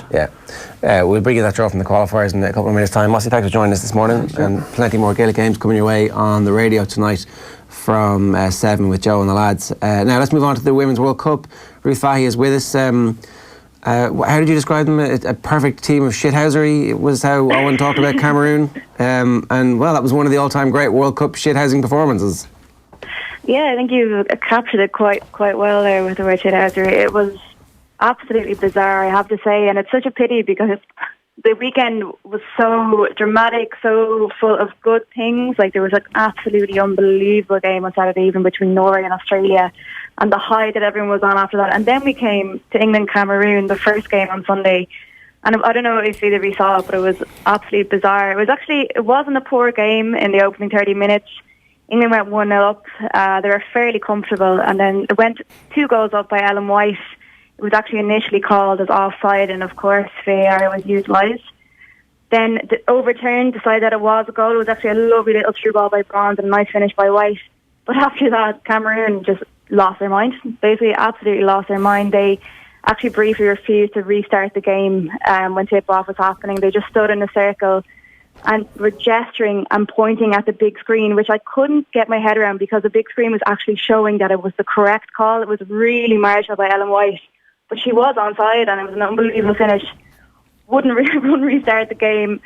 Shithousery, left, right and centre. Then in the second half, Cameroon players actually got even worse. They scored Ajara in the shoe, who was potentially the biggest tantrum holder on the pitch, scored a decent goal. VAR was utilised again. It was showed offside, and at this stage, she absolutely just lost her mind. She was in tears, bawling on the side of the pitch. Their manager was giving her hugs, trying to lift her back up, and it was just bizarre. England ultimately won 3-0 in the end, but there were just scenes left, right and centre. And as you said earlier in your show, Neville had some really strong words after it, and he was ashamed it wasn't football.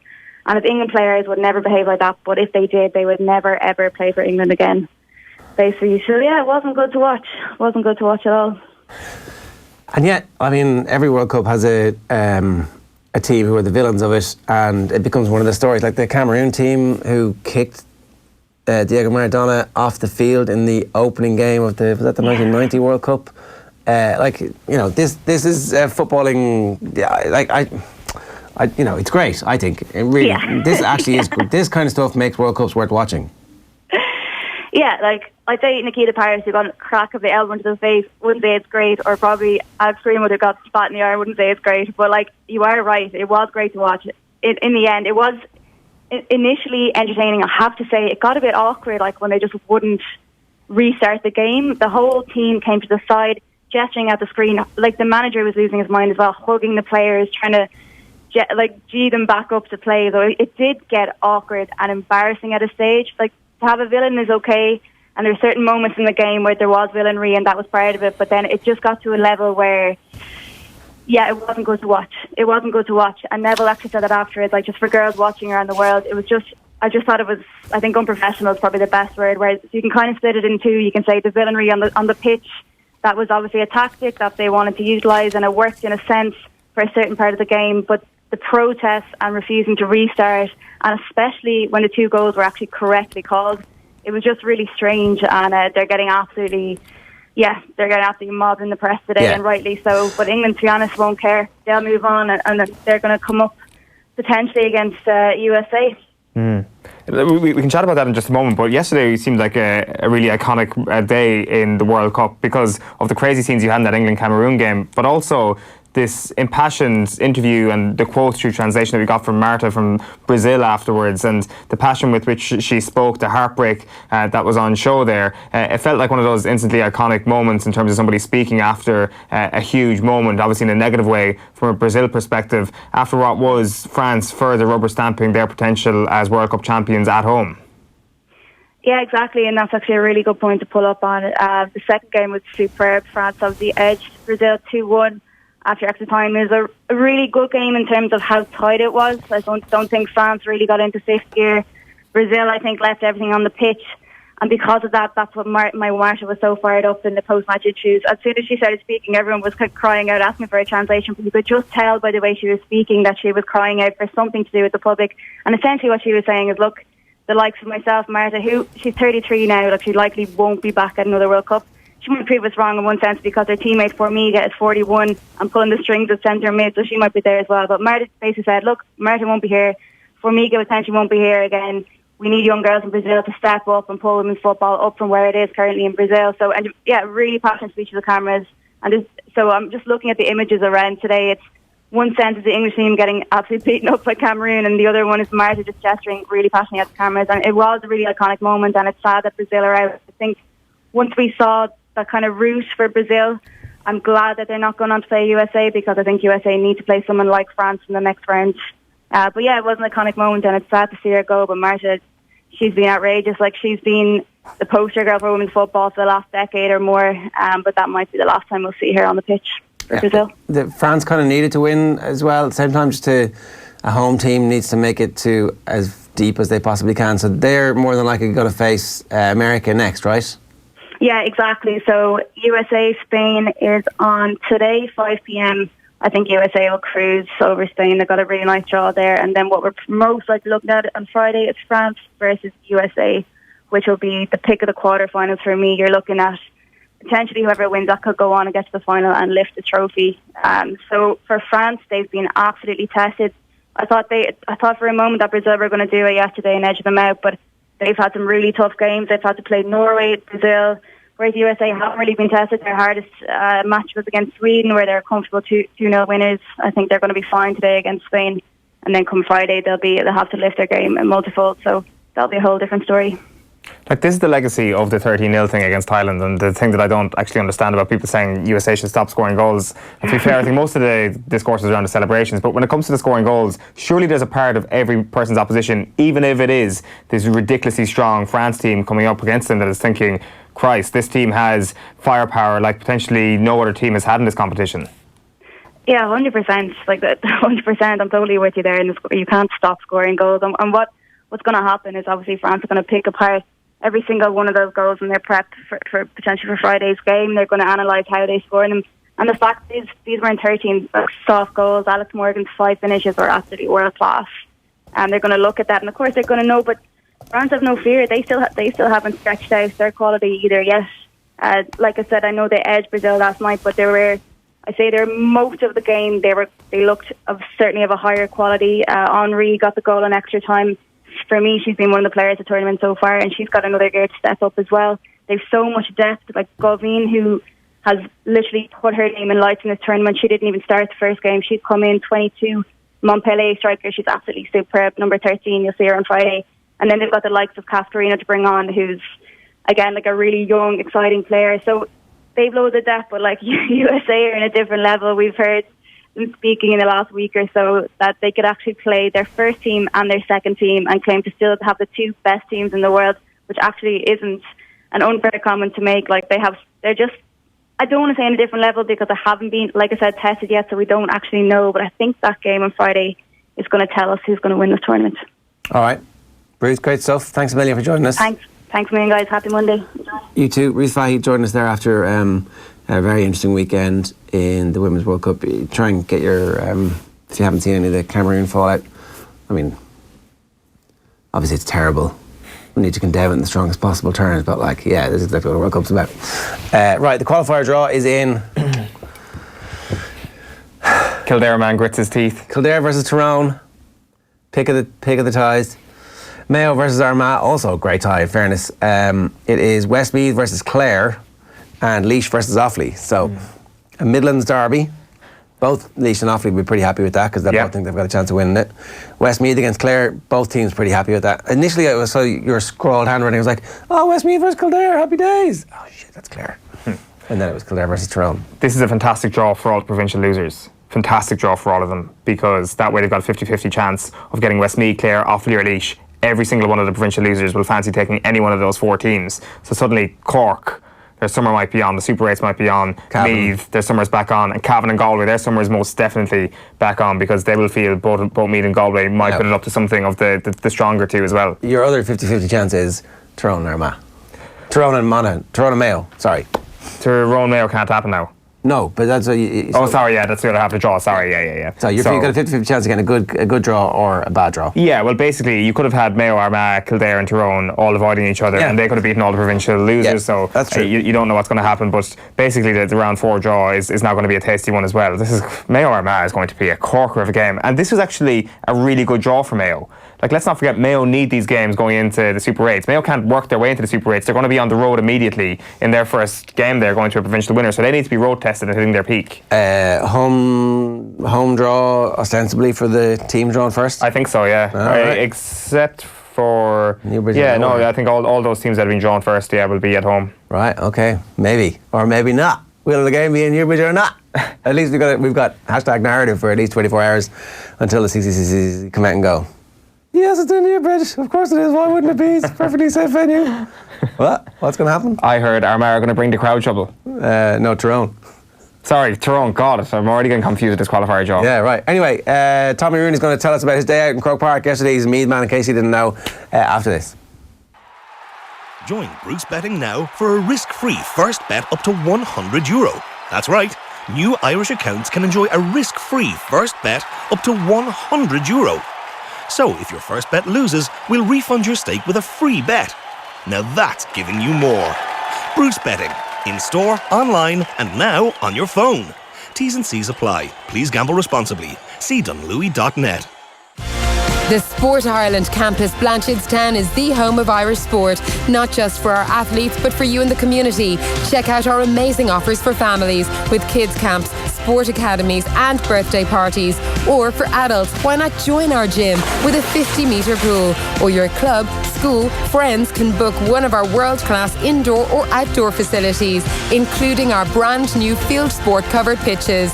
Find out more on nationalsportscampus.ie.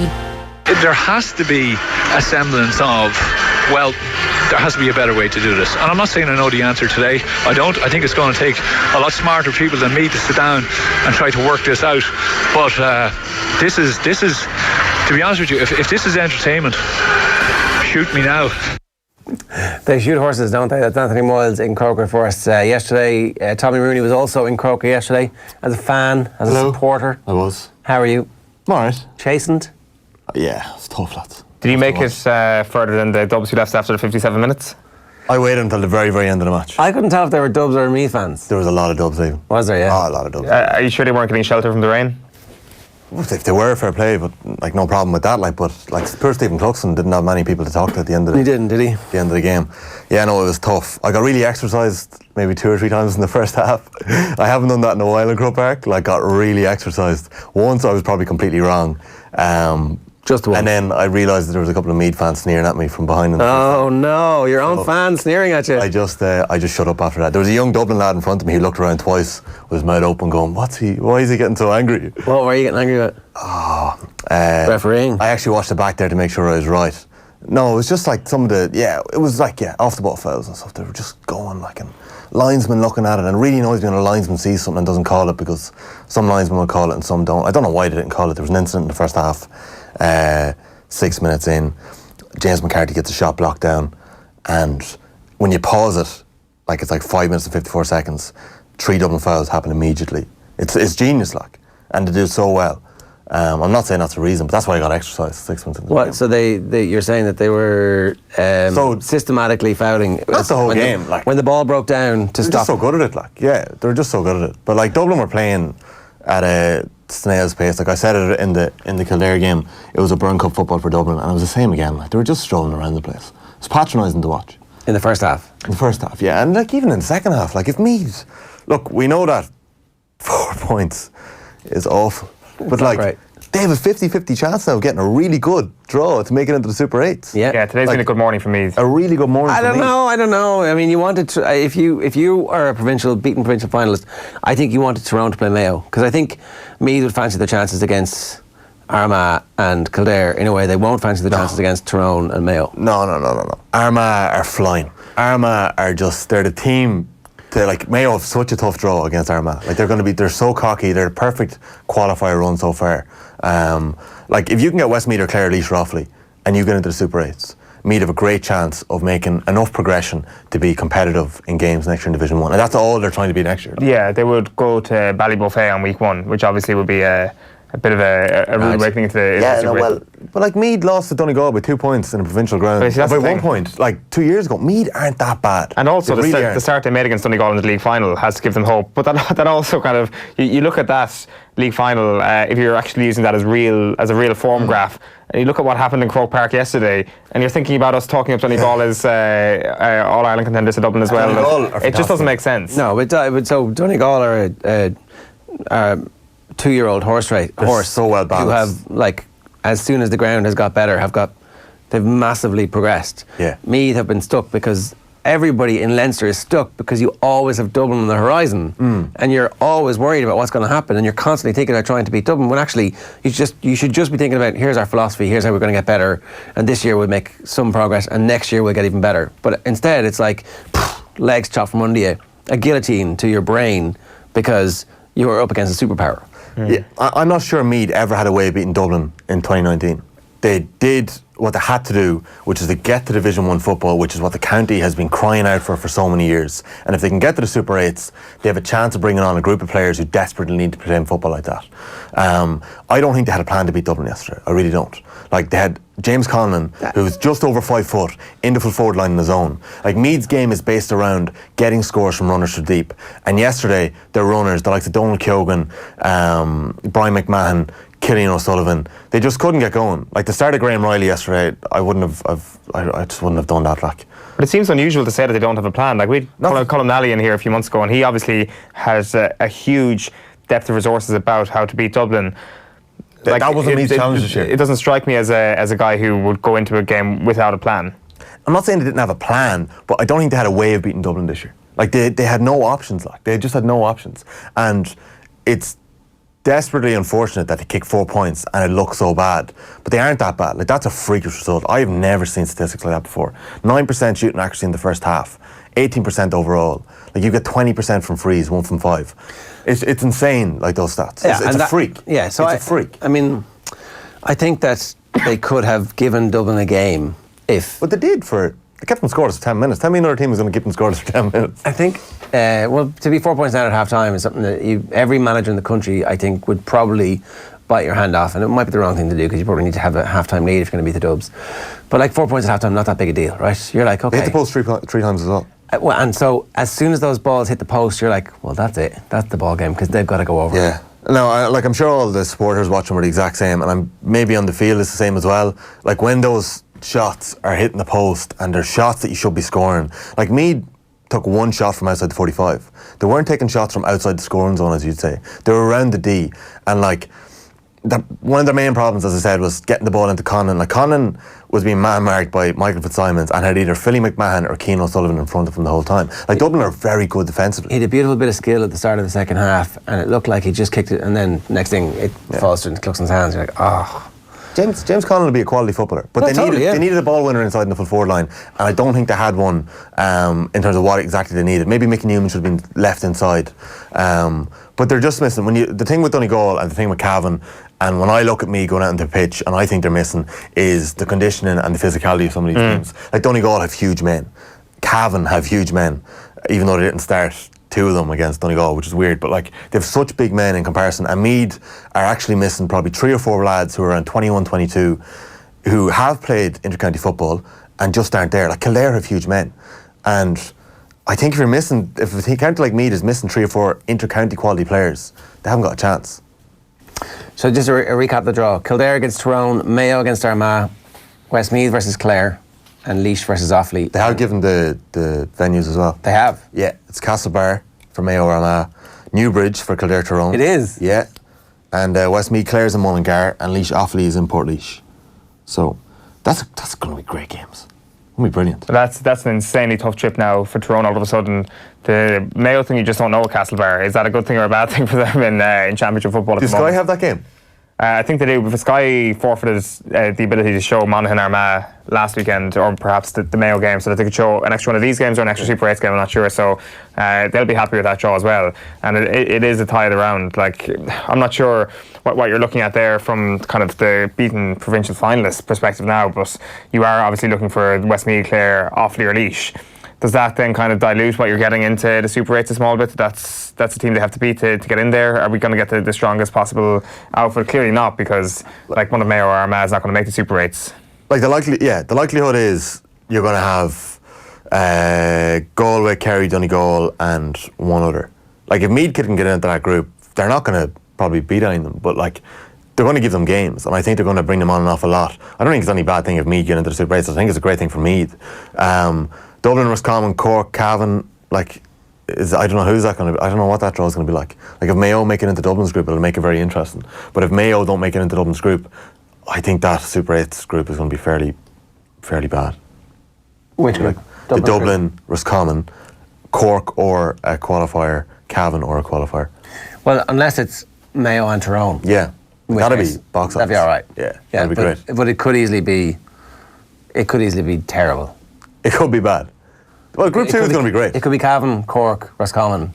Yeah, that wouldn't be good. We were saying earlier, 12 points, 15 points, 18 point spreads for some of those games in the Super 8s. It's crazy. Like, Dublin, Cork, but like in Croker. I've watched Dublin twice now in Croke Park, and like it just can't be good for them. It really can't be good for them. I know you're talking about Cormac Costello and Dean Rock coming on and maybe putting them under pressure, but like, geez, like it cannot be good for the Dublin players to be motoring through it in such a laissez-faire kind of attitude in the pitch. Like when you say that they go through a game like yesterday with kind of their foot off the gas a small bit, is that the way they've always been in these sort of games? Is this not the perfect opportunity for them to try certain things, because they have essentially something they can work with? They have complete full reign on with the tone of the game, the kind of the pace of the game.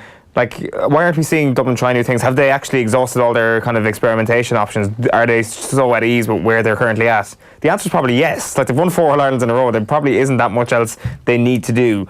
Are they coming up with plans for these teams behind closed doors? If they are, why aren't they executing them when they're up by tons of points against Meath in Croke Park? You don't show your hand. You don't need to show your hand. Like, there's a possibility it could be the All-Ireland semi-final before they face a game of any significance this year. I mean, it's looking like that. Well, we'll know next Monday. Mayo and Tyrone. We need them. But they can still lose the game and still make it the finals. The thing, yeah. The thing is, we could be in a situation here where we're talking about Mayo and Tyrone in Dublin's group. I would hold fire on writing off the Super 8s group until next Monday. Yeah. We will know in a week's time how crap this is going to be. Like, the thing is, we could have Cork versus Westmeath and Cavan versus Offaly as the qualifiers en route to Dublin's group or whatever it may be. So, it's not going to be amazing at the same time. I'm not sure. I think that you look at the way Dublin have coughed up a couple of chances yesterday. I agree with you, the 4 points thing is not a fair representation of the way Meath played yesterday. Obviously, the point kicking was horrific. It was terrible. Points dropping short, terrible. Like, the 9% shooting rate in the first half was absolutely shocking. But is there not something about all that should give other teams hope, where it's like, God, that team went in at the break with a bit of hope and they shot 9%? Yeah, like Meath had chances. That's the thing. Like Meath's full back line played quite well. They must have played really well, because why isn't Conor O'Callaghan or Paul Mannion saying to themselves, I have a chance to define myself here as, one of the greatest footballers of all time and shooting the lights out. Of course they're saying that. Like, Mannion kicked one of the best points, probably the best point of the day yesterday, and like he wanted to nail that penalty. Philly's passed that one through. First half, cut in on the left. Seamus Lavin let him shoot. Like, it was just a brilliant score. Like, Conor O'Callaghan wants to be putting 1-5, 1-6 up. They have to want these things. Like, the Meath defence did quite well, and Meath had chances. Like, as we said, like, the shooting, it doesn't make sense how bad their shooting was. And some of they're passing into the full forward line. Like, there was 45-yard passes going into a man who's just over 5 foot. You see this. You see teams do this against Dublin now. Like, I had seen that film before. Yeah. Except the jerseys were white. I know. And I'm sure Westmeath have been there twice. Like, Westmeath kicked 6 points against them as well in 2015. I'm sure if you're a Laois fan or a Carlow fan, you're like, well, actually Carlow did okay against them. They scored 9 points. Your team gets stuck in something.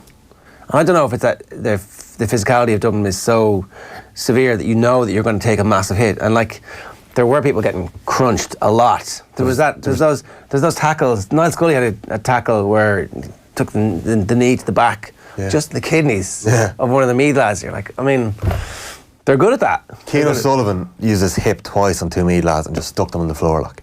And it's just that physicality thing. I think Meath are quite light. Like, Andy McEntee has built a team of runners, and they're so mobile, and they're really good at running with the ball. But like, they're just getting battered in some games as well. Are they going beyond the edge, Dublin? Are referees letting them away with too much?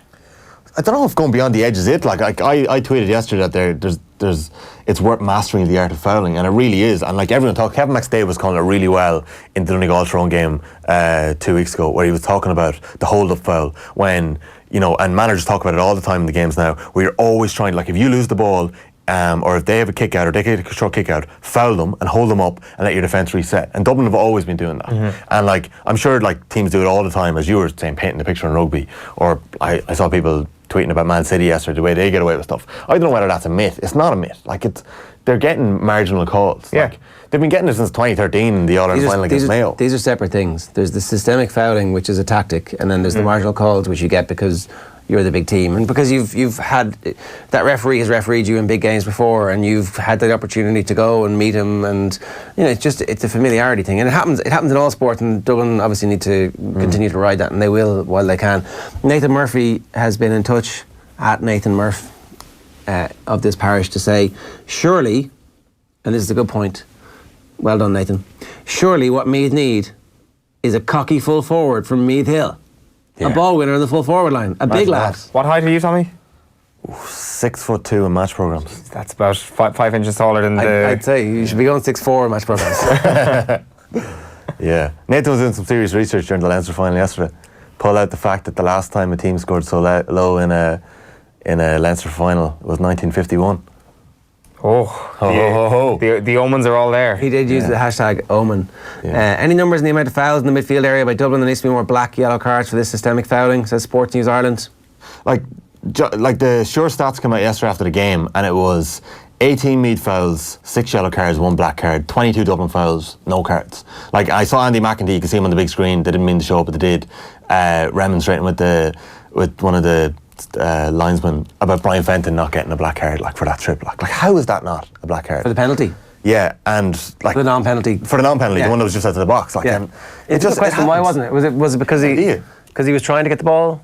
Was that? I don't know. I don't know. Like, I've gotten a lot of black cards in Gaelic football, and I'm not like saying that I wouldn't do something like John Small did 6 minutes into the game where he pulled down Keane O'Sullivan. I'd done the same thing plenty of times, and I've gotten away with it. Like, but you shouldn't get away with it in Croke Park. Like, if you're doing it in the championship game, you know you're going to get caught because there's going to be umpires and linesmen looking at you. Like, you can get away with it in a bloody league game, but like, you shouldn't be getting away with that. You shouldn't be getting away with like pulling a man down when they're on the break. I don't know. But it happens all the time. The simple solution is you just have to do the exact same thing against Dublin. No, you get done for it. Like, you do. You get done for it. Like, you do. You get done for it. You do. It's not the same. The Meath player who got booked for marking Cormac Costello, he literally had his own hand around his throat in that, which we've seen Cormac Costello. Cormac Costello's well fit to look after himself. And it was like, look at the big screen. And the referee's like, I didn't see it. I mean, I'm just going to book you. Like, that was the classic. There's a pair the minute they both get booked, but they didn't both get booked. That was Conor McGill, wasn't it? And he had started the game by just getting really aggressive and roughing up Cormac Costello. But McGill's brilliant. He's a brilliant old school full back. Yeah. Seamus Lavin alongside him is so good as well. And like, but again, if you can't get away with it, you can't get away with it. Like, I'm sure like James Conlon was getting a bit of rough treatment in the full forward line as well. Keane O'Sullivan got taken out so many times. I'm sure there is an element here where Dublin are just better at being cynical than other teams. Yeah. Like, they're just better at it. They've got more practice at it. But some players are really good at tackling and getting away with certain things. Yeah. Some people have long limbs, like myself, and get booked every time they go near somebody for a tackle. Like, so, like, but Dublin are just very good at doing it. It's like, it sounds like sour grapes, doesn't it? Well, you can't talk about, because everybody's always going to have sour grapes because Dublin are always going to win now. So do you know what the worst thing about it though? And I realised it yesterday. The worst thing about losing to Dublin is that when they celebrate a point, the fans don't go, yes. They go, oh, hey, in your face. And it's just... When they celebrated that Mickey Newman point near the end of the Dublin fans, which is kind of funny. It was actually... I don't know, it's a real sort of skill to be able to build up if you're an opposition kicker going into the cauldron that is Dublin's home ground, Croke Park, at the moment, and kicking into the hill, because I just kind of noticed it as well, just being in Páirc Uí Chaoimh on Saturday night, for, as I said, the 4 minutes when it was a cauldron, the jeering of I think it was Sean O'Shea taking one of the frees because the Cork fans felt that the referee was being unjust. Like, that sort of practice is really important, because you're suddenly playing a championship campaign where you're not getting any of those moments, and then boom, all of a sudden you're in Croke Park up against the Dubs, and you're feeling this completely alien thing, because they are the only support in the country that systematically jeer the opposition kickers. To be fair, it's because we can hear it, because they've got a wall of sound behind the goals. It is a complete and utter advantage against any kicker that goes into Croke Park, especially when it's someone someone who's playing for Meath, who haven't been in Leinster finals for a long time, and that is a skill that people need to build up. You need to go into their home ground, Croke Park, many times and fail many times before you can actually get one over them. I want you to call these games for you now. So the recap, if you just joined this, and loads of people are just tuning in now to OTB AM, it's 9 minutes past 9 this morning.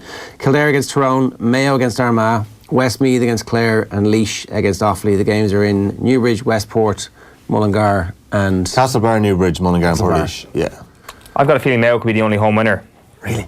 I've got a feeling Tyrone are going to win in Newbridge, Clare are going to go and win in Mullingar. Offaly, Laois is a tough one to call, but I think Laois will beat Offaly. I'm calling Westmeath, Offaly, Tyrone. Are you calling Tyrone? Are Tyrone all that? I think I thought Kildare were going to struggle against Antrim, and I've changed my mind. I think so did I. Like, Corrigan Park isn't the easiest place to go, but they seem to play really well. They seem to be quite slick going forward. Jimmy Hyland. Well, it didn't start.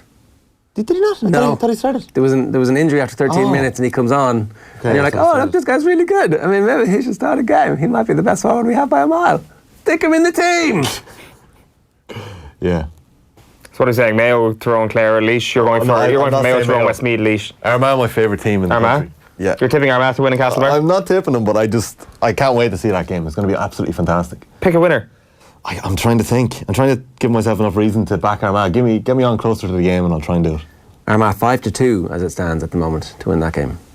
That's big outside. I think people kind of forget. It has to be Mayo. It has to be. Yeah, 5-point win in Newry's is extremely impressive. Like the situation where they've still managed to solidify midfield and put in a brilliant midfield performance despite not having Matthew Ruan is another impressive thing. They're missing Ruan, James Shea, Kieran O'Connor's probably going to come back. That's the big question. That could be the question that defines the summer potentially. Certainly from Mayo's perspective is where's Cillian O'Connor at? How far away is he from full fitness? If injury is what's keeping him out? Who's Mayo's free taker when Cillian O'Connor isn't there? Cohen. Like we saw Kevin McLaughlin missing the free against Roscommon. Cohen got black carded early yesterday. They need him back. All right, so Leisure favourites, Westmeath are home favourites to win, Mayo heavy favourites 5-2 on, and Kildare are 9-4. Tyrone are 9-4 on to win that one. So that is the draw for the qualifiers. That is the post-mortem for Meath. I mean, look, everybody, there's this huge debate about the money because Marty did that feature which was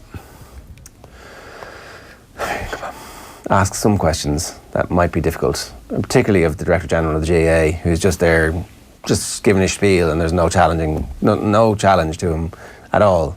No sense that investing money was going to have an outcome. Yeah. We didn't know, we couldn't foresee that industrialising the process of organising talent would have an impact on the quality of the talent that comes through. That's the whole point of it. I mean, the whole point of it is to increase participation, but automatically that increases the number of good players and keeps them at it. And so there should have been, that piece could have been good, and it wasn't. What was I talking about?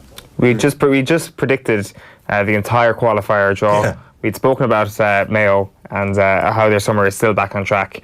And we basically came to the conclusion that Mayo might well be back. I mean, the 51 omen is running through here, and I still maintain this is a fantastic draw for Mayo. They needed another good team, and they need to go racing into the Super 8s. The thing is, that might mean they're very confident. They might run out of steam early. Yeah, I think I don't have a really good chance of winning that. Yeah. The role that they're on at the minute, the noise and the music coming out of Mayo. When your power rankings out? Tomorrow. Ooh, can't wait for that. Well, number 2 team in the country, Donegal. How come nobody tweeted me at the weekend saying, well done, good job, correct, Donegal clearly representing themselves as the number 2 team in the country? Nobody tweeted me. Whereas the previous week when Tyrone got knocked off their perch, number 2 had about 40 tweets.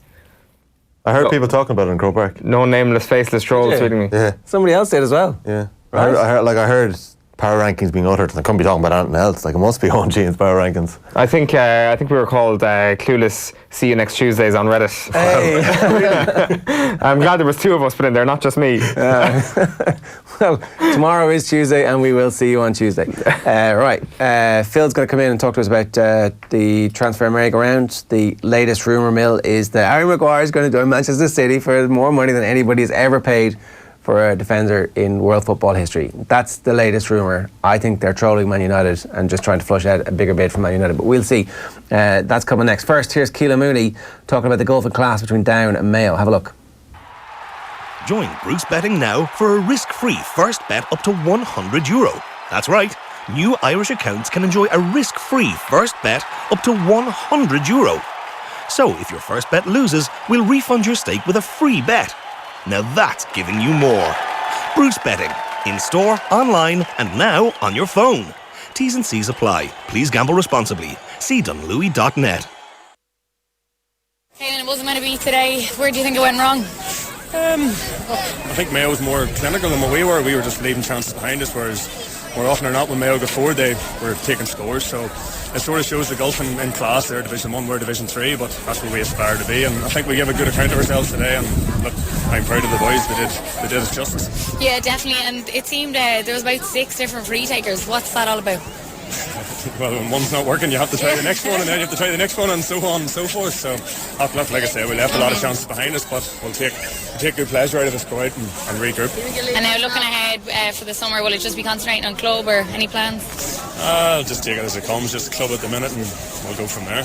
And you got a good goal yourself? Yeah, it's the first one since 2011 in Championship, so I'm happy with it. Not a bad one against Mayo. No, here, I'll take it. Not too many score them, so I'm happy enough. So I'll go out and have a few pints tonight and enjoy myself. Good stuff, thanks a million. No problem, thank you. Kayla Mooney speaking with Aisling Riley there. Apologies for the audio sound in that one. But yeah, so we are delighted to announce that 3 in 20 by 20 will bring you a very special Off the Ball roadshow celebrating role models and the essential part that they play in getting women and girls into sport. On the 11th of July, we're going to gather some of the greatest sporting talent Ireland has ever produced to find out what made them fall in love with sport and who helped them along the way. Our host of legends includes Olympic icon Sonia O'Sullivan, Mary O'Connor, Jessica Harrington and Kate Harrington, and we'll be announcing more in the coming days. This live show takes place in the Alex Hotel, and there are limited tickets. To register now, go to offtheball.com/events. There's no age limit on this event. All are welcome. It's an exclusive off-air event, so the only way you can actually see it is to be there on the night. For more information, head over to offtheball.com/events. Phil, how are you? Very well, yeah. Busy weekend. Yeah. Are we getting straight into transfers? Is that the thing to do here, or do we want to get you? Yeah, we're going straight. Getting the thumbs up from Joseph there. So, deal or no deal? We should get some cheesy music, right? That's what this lot needs. A little cheesy music. I think the Deal or No Deal theme song is far from cheesy. It's an absolute musical masterpiece. Can't just use the Deal or No Deal music, though. We absolutely can. It's actually a very easy way out of this. All right, okay.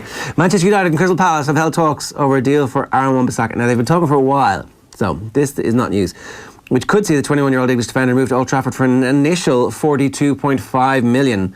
Quickly, is the price right? Will he go for more? The price, I don't think the price is the issue. Like, he's going to make them a better team. So money doesn't matter for a club like Manchester United. Okay, because that was my second question. Is he good enough to make a real impact at Man United? Yeah, I think he is. Yeah, right. Yeah, he's especially his one-on-one defending. He's got really good recovery pace. I actually remember him playing against Manchester United at Sellers Park, and I thought he coped quite well with Marcus Rashford. He's decent. He's also good on the ball because he played as an attacker at underage. So I really like him, yeah. Okay, all right.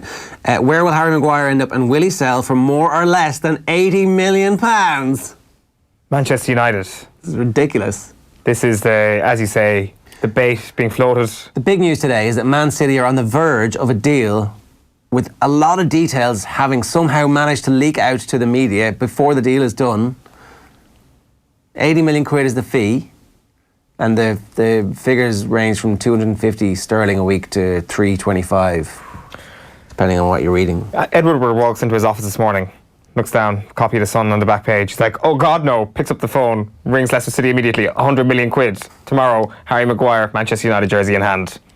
Brendan Rodgers rubs his hands and goes, right, I can buy 4 players now with all that money. But it'd be interesting to see. He fits into the City team because he can play ball. You even think back to the Leicester game, Leicester and Man City game at the Etihad. Remember James Maddison's chance?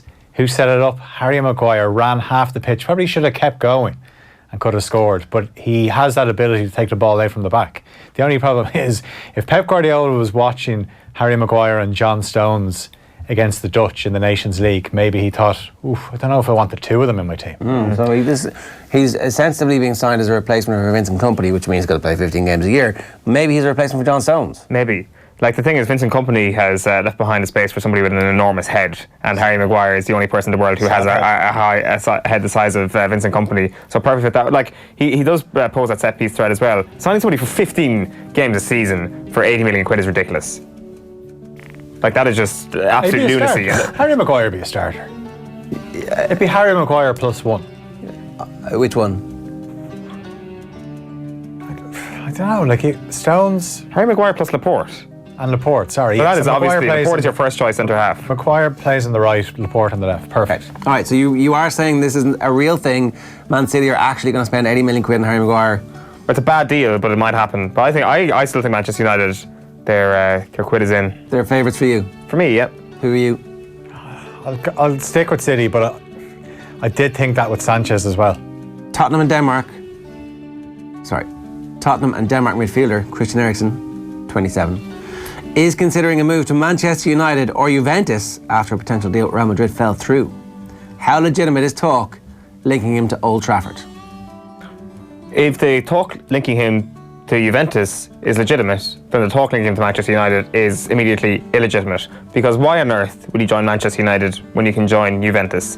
When you can play alongside Cristiano Ronaldo, when you can play alongside potentially Paul Pogba, when you can play in a team that has a chance of winning the Champions League, or a team that are struggling to qualify for the Champions League. Alexis Sanchez money is the answer. Alexis Sanchez money. The money, Alexis Sanchez. Okay, flip the things. Manchester United paying out Alexis Sanchez money again. That is obviously a no deal. Do not do that thing. They will. Yeah, but Eriksson is a better deal for United than Sanchez. Like Eriksson's 27. Sanchez, when you look at him now, he just looks like he's played way too much football. Yeah. He just looks knackered. What impact will Christian Eriksen have at Old Trafford? He'd have a big enough impact, but they need so many players. I think Christian Eriksen would be a very good signing for Manchester United. I think he'd have a very big impact. I think he'd give them a bit of spark in midfield that they've missed, and just like they obviously need other signings as well. I think a great summer's piece of work would be getting rid of Paul Pogba and getting Eriksen and Wan-Bissaka in. Get me a legitimate percentage. For Manchester United, I would put that at 40%. For Juventus, if the links are true, I'd put that at 65%. Okay. The Express is reporting that failure to offload Alexis Sanchez is messing up Manchester United's plans. No way. There is almost no talk about any clubs in the world having any interest in signing a player who is currently shy on goals but netting 400 grand a week. Wow, it's amazing that one of the worst pieces of business in the history of sport could be having a negative impact on Some reports have linked him with Atletico Madrid. I mean, lol. I mean, maybe that would be from Edward's phone. They come with a low legitimacy rating, it says here. Is there any argument for a Champions League club ever forking out for the Chilean? They need to get rid of him. Like, what do? Do they don't give him a squad number, don't give him a locker in the training ground? Happy days, I'll just go and play golf. Well, like Ronald Koeman did to Umar Niasse. Yeah. Just give him the really, really cold shoulder. Yeah. I don't know, like... Is he there when the window closes? Is he at Old Trafford when the window closes, yes or no? Yes. Nobody else wants him. Nobody else wants him, yeah. Contracts are real, in one way. I agree. Perspective. Reports from Italy are linking Gigi Buffon with a move to the Championship. Leeds United are being connected to the World Cup winner. Is this a good idea, and how legitimate are these reports? Great idea for Leeds. Yeah. If you watch the playoff second leg semi-final against Derby, the goalkeeper cost them. So Buffon, obviously Bielsa. Is Buffon still Buffon though? Is he not like an old version? He's like a diluted version, but he's still better than what Leeds have. All right. Marca say Barca are out of the Matthias de Ligt race, leaving just Paris Saint-Germain and Juventus in the hunt. Should he go to Juve, yes or no? Yes. Yes. Yeah? If those are your two options. You have to stay one more year and get a pick? No? You don't know what's going to... It's not like the NFL where you could get a horrific injury. You could still get a horrific injury. There's less of a chance. But I still think you have to make that move now. You still have to make your money when the opportunity is there for you. You just don't know what could happen in the space of 12 months. Plus, you go to Juventus, you're learning from some of the best. Okay, it's true. Good culture of defence. Okay, I have a boring first part of this story, but a very interesting second part, so stay with me. Watford, Celtic, Stoke, Fenerbahce and Olympiacos are all interested in Bournemouth goalkeeper Asmir Begovic. And the 32-year-old Bosnian is keen to play first-team football. Why is this interesting? It's not. Norwich City and Leeds United, though, are being linked with Bournemouth and Ireland's Mark Travers. This is very interesting. Should he stay or should he go? What should he do? He's a kid, man of the match in his first game. Did he concede 6 in a second or 5 in a second? Premier League is tough. 5, yeah, against Palace. Should he stay or should he go? He stays if Bournemouth have a better chance of getting him first team football than Norwich do. It seems from that story there is just as good a chance that he will get that opportunity at Bournemouth as he will at Norwich City. Yeah, plus you get plenty of practice playing and goal for Bournemouth. Like you won't get chilblains. Yeah. At the same time, if Leeds sign you or Norwich sign you as their number one, you go, right? Yeah, well, like if Norwich sign you as your number one, you obviously go to Norwich. Leeds, maybe not. Like, do you take the Premier League football element that you're going to get over the Championship level at Leeds? I think Leeds you coming do. Up. Well, if he's competing with Gigi Buffon for his place at Leeds, then obviously that may not be a good move to do. Be some person to learn from, though, I guess. Real Betis are interested in Liverpool and Belgian striker Divock Origi.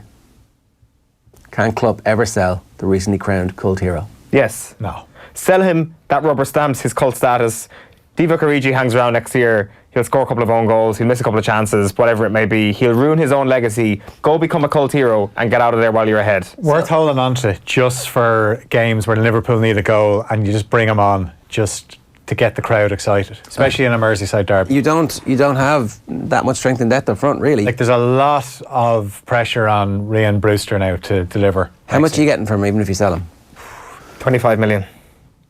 Bournemouth will probably play 40 from him. It's not enough, is it? Probably get more, to be fair. From another Premier League club, you'd probably get a bigger markup on that. I don't know. Like, Jordan Pickford can rest easy if Divock Origi finally leaves leaves the country and goes to Betis. Be a good signing for them, actually. I think he'd do well in La Liga, wouldn't he? Yeah. How is Jordan Ibe getting on these days? Yeah, it hasn't really worked out. Like, he hasn't quite 19 replaced Raheem Sterling the way he was meant to. Remember, I think John Aldridge said, let Sterling go, and Jordan Ibe, he's just as good. How has that take aged? It's not great, like. It's not great. Yeah. All right, what have you got for us? Okay, well, obviously the draw was made. I know you've gone into great detail about it, so if people are just tuning in, we'll just give them the details of who's playing who. Mayo and Armagh, Castlebar next weekend. Kildare against Tyrone and Newbridge, Westmeath and Clare and Mullingar, and neighbours Laois and Offaly in Portlaoise. Dublin and Donegal booked their place in the Super 8s yesterday alongside Kerry and Roscommon with provincial success. 9 Leinster titles in a row for Dublin, 14 in 15 years. They beat Meath by 117 to 4 points. Colin O'Callaghan scored the goal for the Dubs. The only downside for them, they lost James McCarthy through a knee injury in the first half, and the Ballymun man left Croke Park on crutches. After the game, Maura Trasny-Callig asked Dublin manager Jim Gavin about claims that funding gives Dublin an unfair advantage. The boots on the ground, the teachers who were with these men when they were 10 in Croke Park or in the Cumberland Municipal Games, the mums and dads, it's probably a bit of an insult to say that that the funding that they obviously didn't get, but that the coaches get in the clubs is what's met them, and what's met them is bloody hard work and mums and dads and guardians that care for the guys. Donegal made it back-to-back Ulster titles with a 124 to 216 win over Cavan in Clonus. Jamie Brennan scored the goal for Donegal, who joined Kerry in Group 1 of the Super 8s. It's now 5 Ulster titles this decade for Donegal. They've doubled their haul. They had 5 before 2011, but they've won 5 since 2011 to take their tally to 10. Mayo and Galway will have to do it all over again in the Connacht Ladies football final. Played out a draw in Castlebar. Mayo 3-6, Galway 1-12. The replay will take place on the 7th of July. Host France are through to the quarterfinals of the Women's World Cup, given a bit of a scare, taken to extra time by Brazil, but the French won 2-1. And it was Amadine Henry who got the winner for the French early in the second period of extra time. VAR was really the main talk at the Women's World Cup yesterday, especially in the England game. They progressed to the last 8 with a 3-0 win over Cameroon. Goals from Steph Houghton, Ellen White and Alex Greenwood. So England will face Norway, and France will play either USA or Spain in Paris. USA and Spain meet tonight. This evening at 5, and then Sweden take on Canada from 8 o'clock. Roy Keane is to seek a return to management after quitting Nottingham Forest, where he was Martin O'Neill's assistant manager, as he was with the Republic of Ireland, but he wants to get into first team management, and I suppose it's one to watch. And an online fundraising page set up by Israel Folau, it's been taken down for violating GoFundMe's terms of services. So the crowdfunding platform has come out and said that this is obviously the page that he set up to cover the legal costs that he's going to need to go head-to-head with Rugby Australia after getting his contract terminated, looking for $3 million Australian dollars. What really surprised me was the amount of people that were actually donating to it. But it's been taken down. Nicola Britton of GoFundMe Australia said, after a routine period of evaluation, we've concluded that this campaign violates our terms of service. As a company, we're absolutely committed to the fight for equality and people and fostering an environment of inclusivity. While we welcome GoFundMe's engaging in diverse civil debate, we do not tolerate the promotion of discrimination or exclusion. Fair play. That's hopefully the end of that. From Falaire's perspective, I don't know, I mean, maybe he will be able to raise that money. Maybe he will be able to take that case. Who knows? But seems pretty toxic. And does he not have loads of money? Well, he was the highest paid player in World Rugby at one point, wasn't he? So he can probably afford to do it himself. Right, that's all we've got time for this morning. It's 29 minutes past 9. The lads are back from 7 o'clock on News Talk this evening across all of our social channels. If you missed any of this show, the podcast will be up very soon. You can get it on the Go Loud app, worth downloading there. You can also get access to OTB Sports Radio, which is our full programme of everything that we do, available as a new radio station. Get on to offtheball.com/radio and hit the play button on that one, and we will see you tomorrow at 9:30. Good luck. OTB AM. Brought to you by Avantcard Reward Plus Credit Card. Powered by MasterCard. Straight up better than your current credit card. Avantcard DAC is regulated by the Central Bank of Ireland.